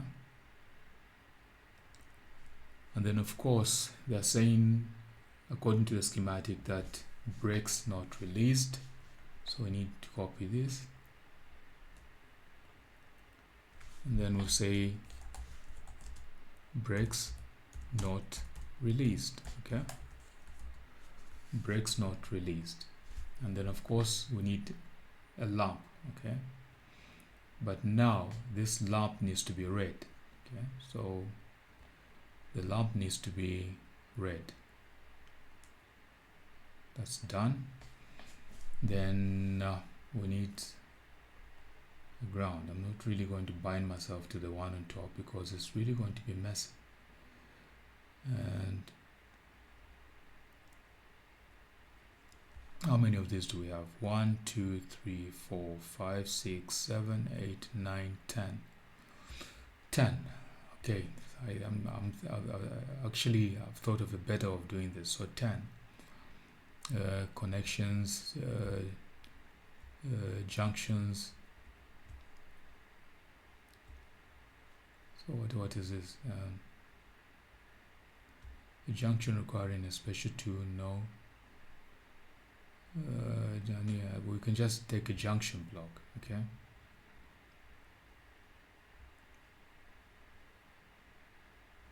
We just need a junction block. So Come on. We need a junction block, transformation, rotate right. Then I'm really not liking the fact that we're going to have to be doing this like a whole lot of times, and I'd rather not do this. Okay, so the number of blocks, okay, should be 10. Okay,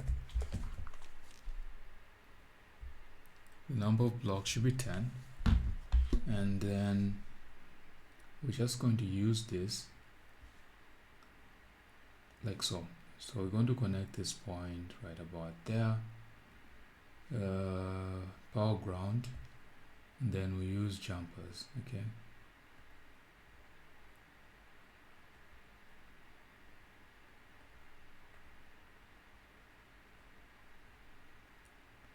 use jumpers on one end.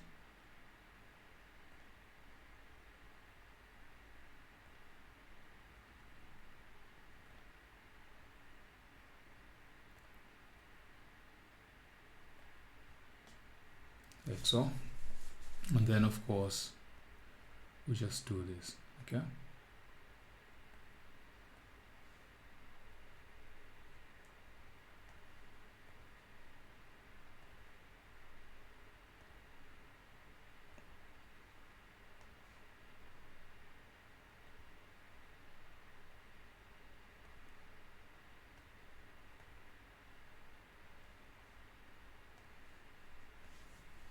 so we don't really need a lot of these, because I wasn't really going to manage that. So one end of this goes to one end of the neutral end of the control voltage, and then the other one goes to the other end of R5. Okay, then R5, of course, the other end of which is connected to the phase end of the control voltage. Okay, so we've taken care of R5, and then we've got R2 as an auxiliary contact, controlling a rate indicator lamp as motor 1 tripped. We need an auxiliary contact of R2, which is normally open, right? What's your problem? Because you're supposed to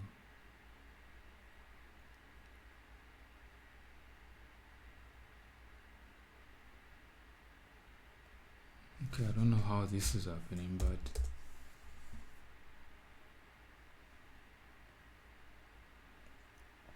okay, that's just about it. So this is R2.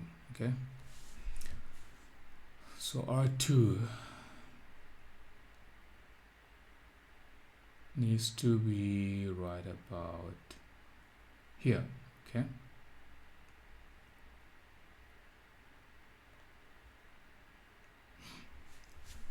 so R2 is motor 1 tripped rate indicator lamp. So we just copy this one here,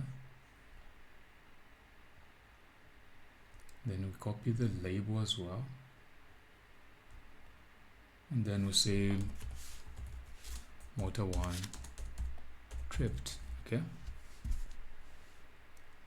then of course the same thing, the port for potential earth is connected to our junction block. Okay, so power ground, connect one end of the lamp to the neutral end of the control voltage, then this other end goes to one end of R2, and it may seem as if we need to push this a little bit down. Okay, then this other end goes to the phase end of the control voltage. Okay, that's done. All right, so we've taken care of R2 as it relates to motor number 1 tripped, but we've just said motor 1 tripped. Okay, so that's that. Then after R2 we need an auxiliary contact of R3. So we need an auxiliary contact of R3 which is normally open. So builder contact normally open contact, accept this as R3, and then let's position the label, and then let's go down. Okay, we need to put it right about here, right? And then of course the indicator lamp for R3 is also red. Okay, so we're going to get this, copy in this position, and then that's motor 2 tripped. Okay, that's going to be motor 2 tripped, so we just need this, then connect one end of the lamp to one end of the auxiliary contact for R3, then connect the other end to the phase end of the control voltage. Okay, then of course we need to ground the lamp, so no big deal, that we can do, right? And then declare this as power ground wire. Okay, so motor 2 tripped. So having taken care of motor 2 tripped, we need now to move to ladder rank 70, all right, which is clearly talking about thruster brake 1 tripped, and then 71, which is talking about thruster brake 2 tripped. Okay, so let's see. We need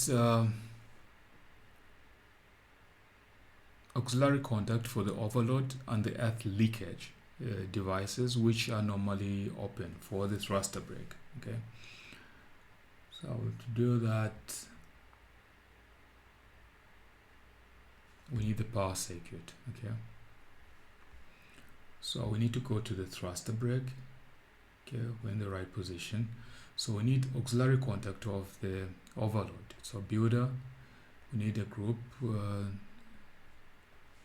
need to add a group which is normally open. Okay, and then we need the same thing for the earth leakage or residue current device. Okay, for the residue current device we need also another normally open auxiliary contact with that. Okay, so that's done. So these two we've taken care of, and we also need to do the same thing for thruster brake 2. Okay, so we need the same thing for thruster brake 2. We need to create a contact group which is normally open, okay, for the overload, and then we need to do the same thing for the residue current device. We need to create a contact group which is normally open according to the schematic, that is. Okay, and then when this is done, okay, so for ease of getting them where we need to get them, let's put them together like so. Okay, so may not be enough, but view, it's just the two of them, but we need to get these contacts to our page. Okay, we need to get them there, and then we need to take care of the relevant networks. So we need to do network 70 and network 71. So these are just talking about thruster brake 1 tripped and thruster brake 2 tripped with a red indicator lamp. So for thruster brake 1,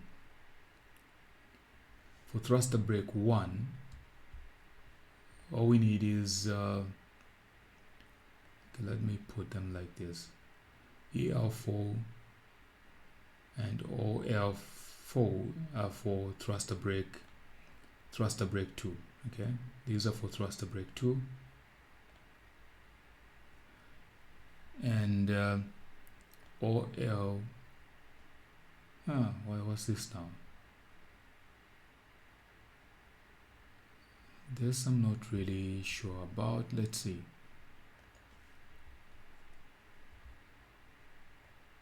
let's see, yes, 3. Oh, we need to get this, we need to take care of this. Okay, it's supposed to be O4/L3. Okay, that's what it's supposed to be. So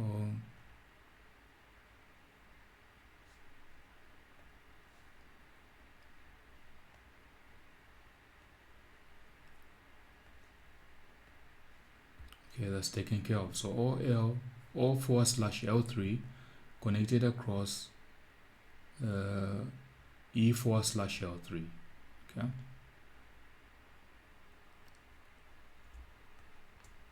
so alignment middle, like so.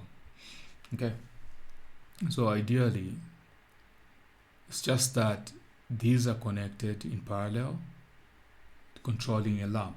Okay, so let's move this out of the way. Okay, so we need a red lamp to say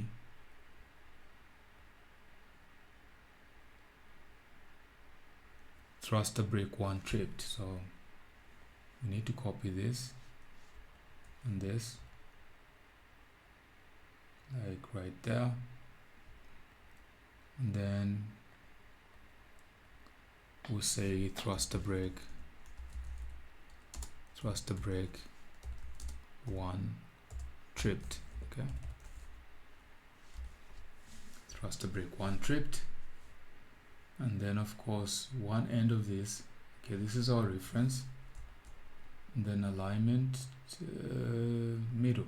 Okay, so this end is going to be connected to the neutral end of the control voltage, and then of course we need to ground the lamp. So like we've done previously, we'll go here, go to the junction block, then declare this as a power ground wire, and then of course one end of the lamp, okay, is going to be connected to one end of the parallel configuration, like here. Let's move this up. Okay, then maybe let's move this up a little bit. And then of course these are connected in parallel. Then the other end needs to be connected to the phase end of the control voltage. Okay, like so.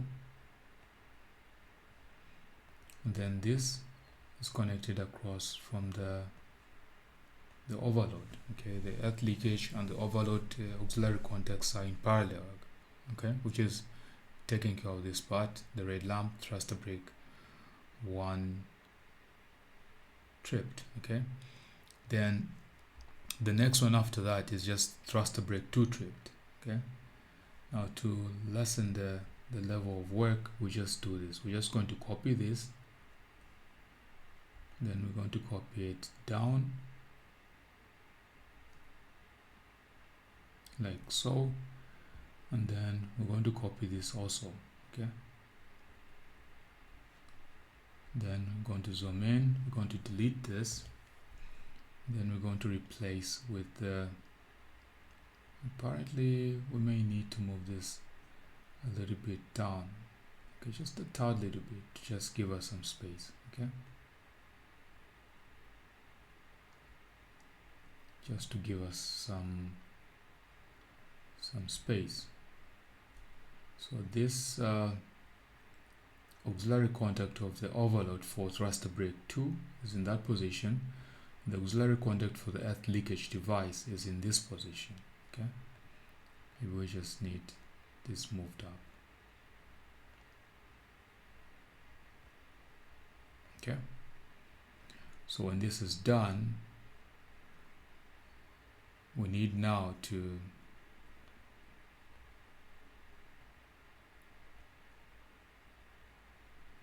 do this. Okay, need to do that. Then the other end is just connected across, and then we need the the lamp to be grounded. Okay, we need for the lamp to be grounded like so. Then this is of course thruster brake 2 tripped. Okay,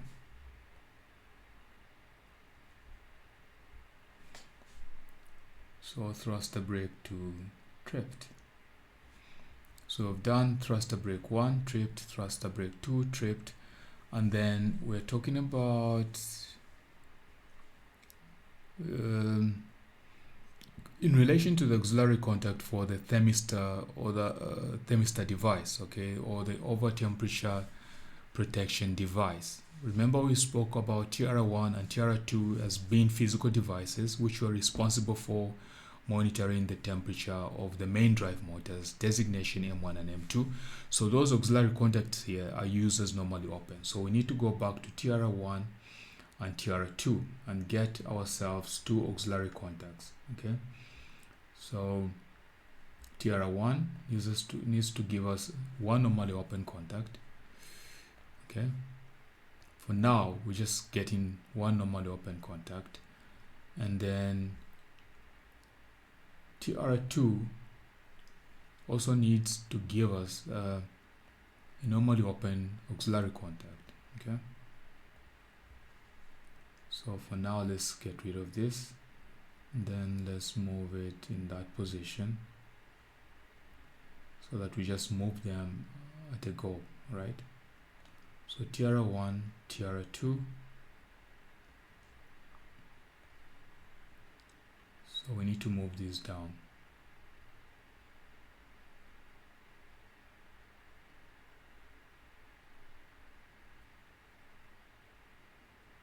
We need to move this all the way down. Okay. So we have our TR1, we have our TR2. Now the only concern is that we align them to every other element which has been there before. So alignment, middle align. Okay. So once aligned, you notice that the only thing we need is a red indicator lamp. Okay. We just need a red indicator lamp. So okay, so we just make two copies of this. So we copy that in this position, and not so sure are these aligned. So this one and this one, alignment, let's say bottom align. Okay, so that now, no, let's connect one end of this auxiliary contact to this lamp. Okay,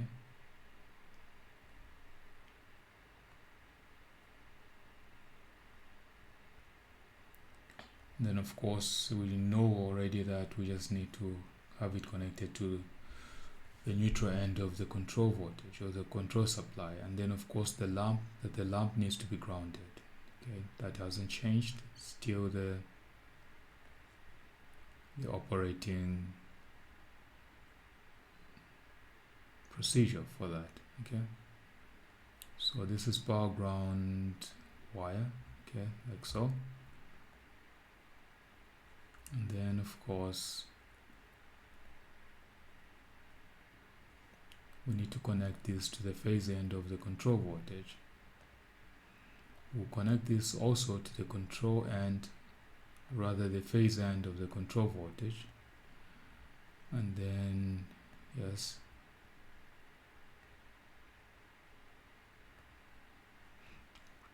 and then the other end was connected to another lamp.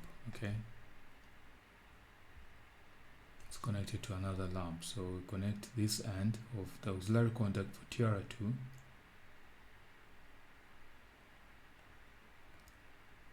to this end of the lamp.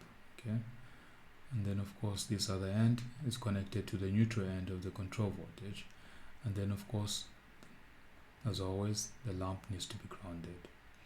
So we're grounding the lamp in that position,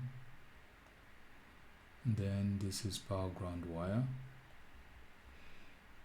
And then the last thing we need done is what?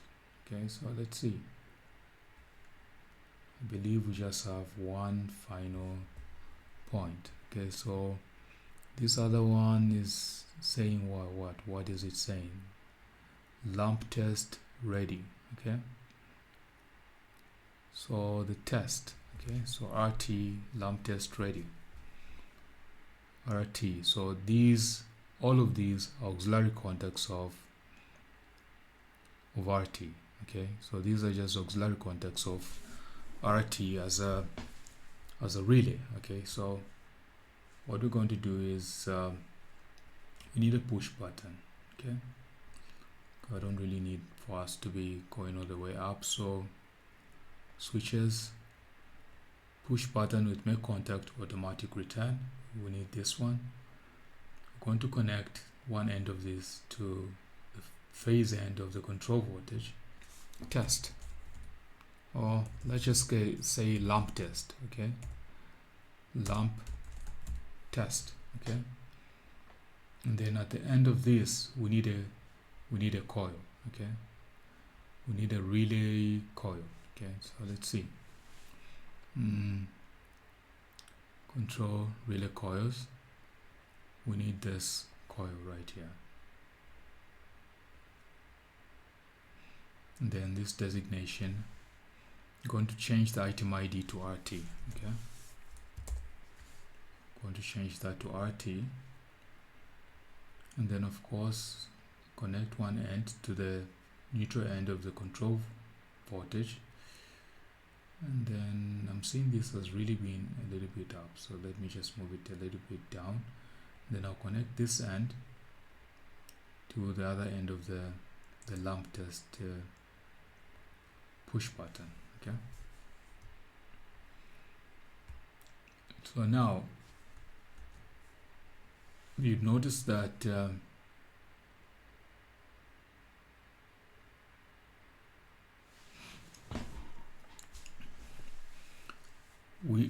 RTs are just auxiliary contacts of this relay. Okay, the lamp test auxiliary contacts of this relay designation RT. Okay, RT needs to have enough auxiliary contacts to test all the lamps. Okay, 10 lamps and 10 auxiliary contacts. Let's get about this. So builder 1, 2, 3, 4, 5, 6, 7, 8, 9, and 10. Okay, we're saying it's supposed to be normally open. 9 is supposed to be normally open.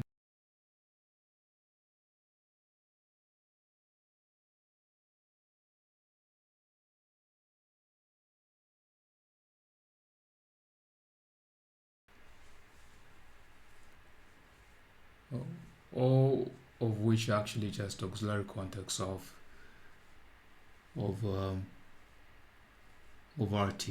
Okay,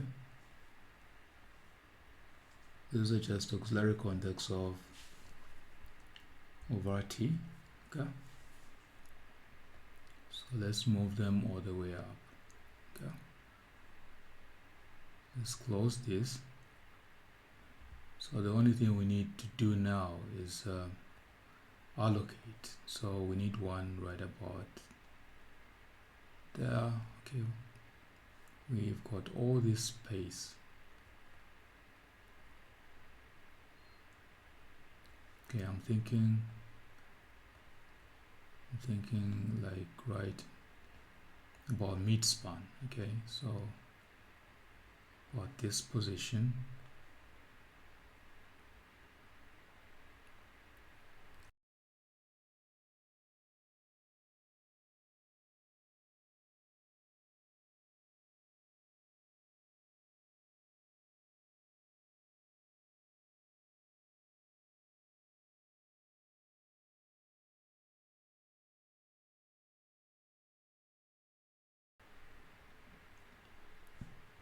One, two, 3, 4, 5, 6, 7, 8. So which one doesn't have this one was never given a lamp test, but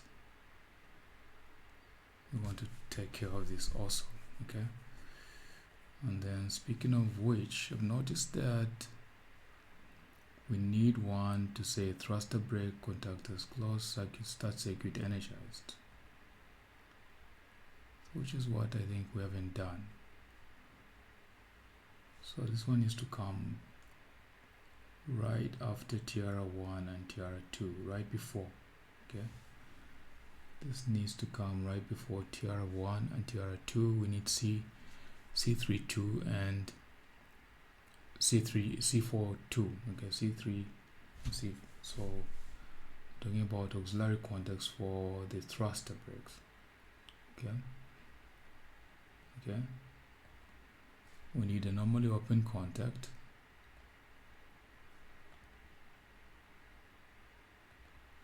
of C3. Okay, and we need a normally open contact of C4. We need a normally open contact of C4. Now that we have these, I don't know how we nearly missed it out. Okay, I don't know how we could have missed it out, but it must be because it's late in the night, because we really have to do this now, because if we don't do it, then we never will, because you know how electricity gets, and we need so much power to do this. Okay, so C3 and C4 should be linked to a green lamp. Okay, should be linked to a green lamp, and I think the green lamp should be this one here.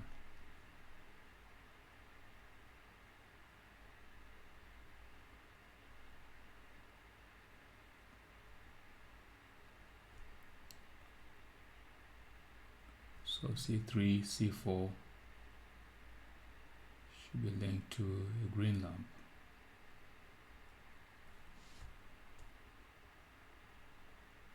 So right about there.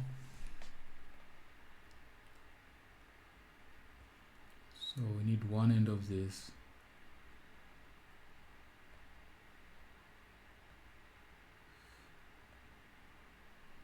connected to that point. Then of course let's just link things up, and then we do that, and then of course we need to ground the lamp like we've been doing. Okay, we need to ground the lamp. We've been doing, but I don't want these two lines to cross, so I may have to set us a little bit back, because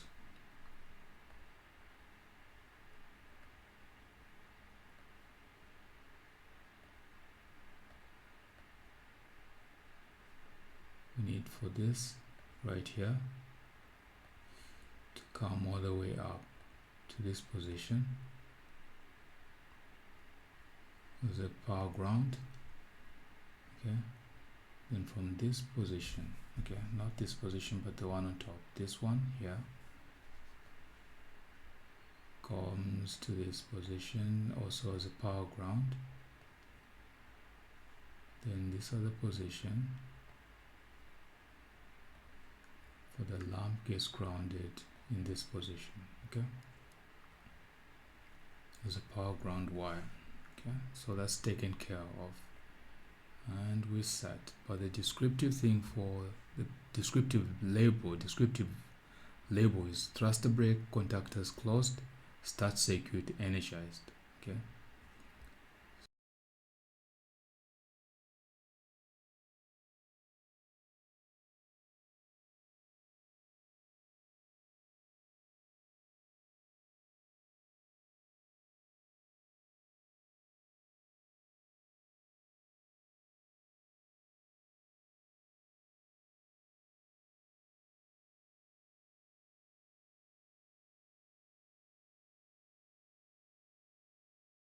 okay, that's done. what we need now is a link to the supply, okay, to the phase end of the control voltage, okay. So we need to have something like this, okay. Now let's maybe push this down a bit.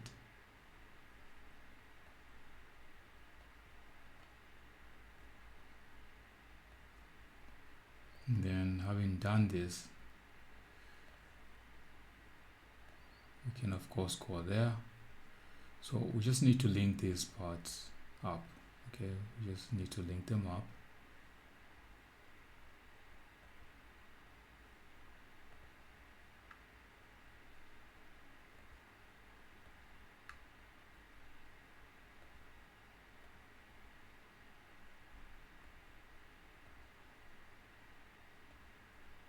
Like so,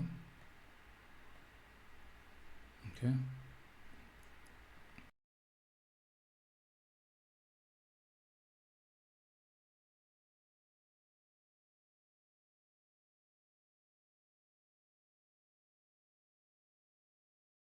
Okay, so we just need one additional auxiliary contact, because I do feel there's one we were lacking, okay, which is this one here. Okay, so RT needs to give us one last auxiliary contact,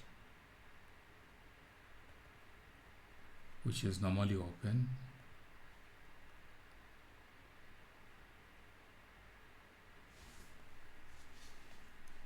And that needs to go right about here, okay. And then of course we need to have it connected to this point, okay. Then what remains is just no big deal. It's a lot like just like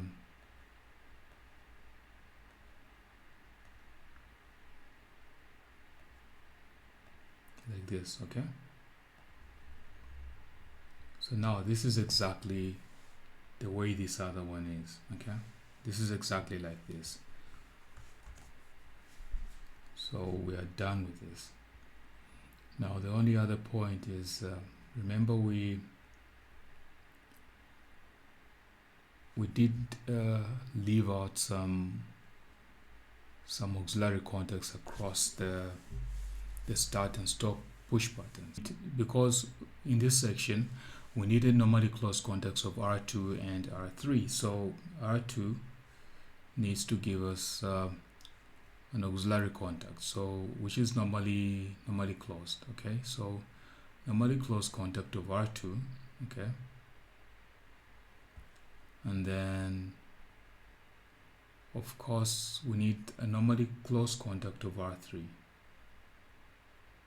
We need a normally closed contact of R3. So we need a contact group normally closed, okay. We need to accept this. So we need these to be right across from the start, okay, which is in this position, okay. So are we going to have enough space? I don't think so.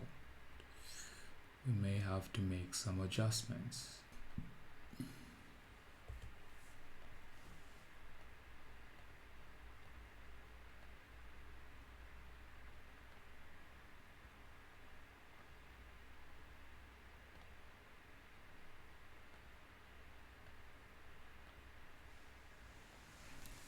Okay, so now we have the complete configuration, in the sense that we have R2, R3, C3, C4 across from the local start and the remote start. That there's need for auxiliary contacts for TR1, TR2 and R4, okay. So what we're saying is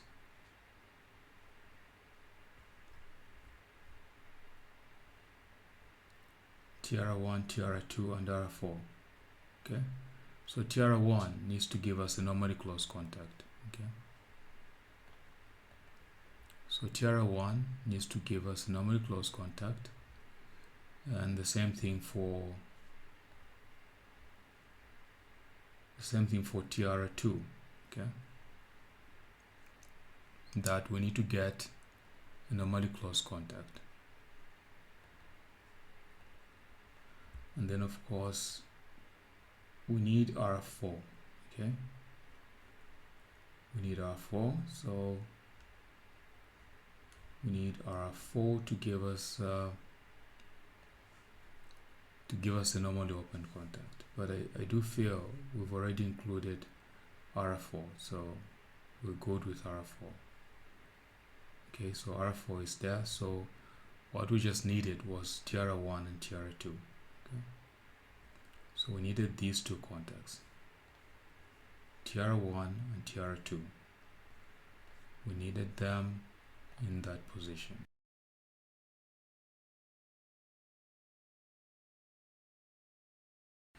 Then let's push this a little bit to the right. Then we need TR1, and then we need TR2.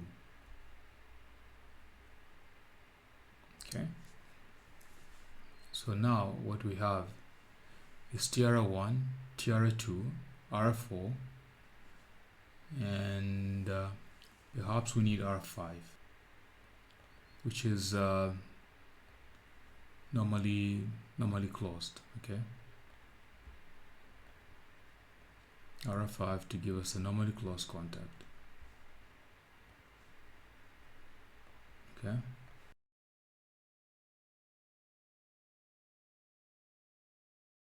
so with R4 then R5, so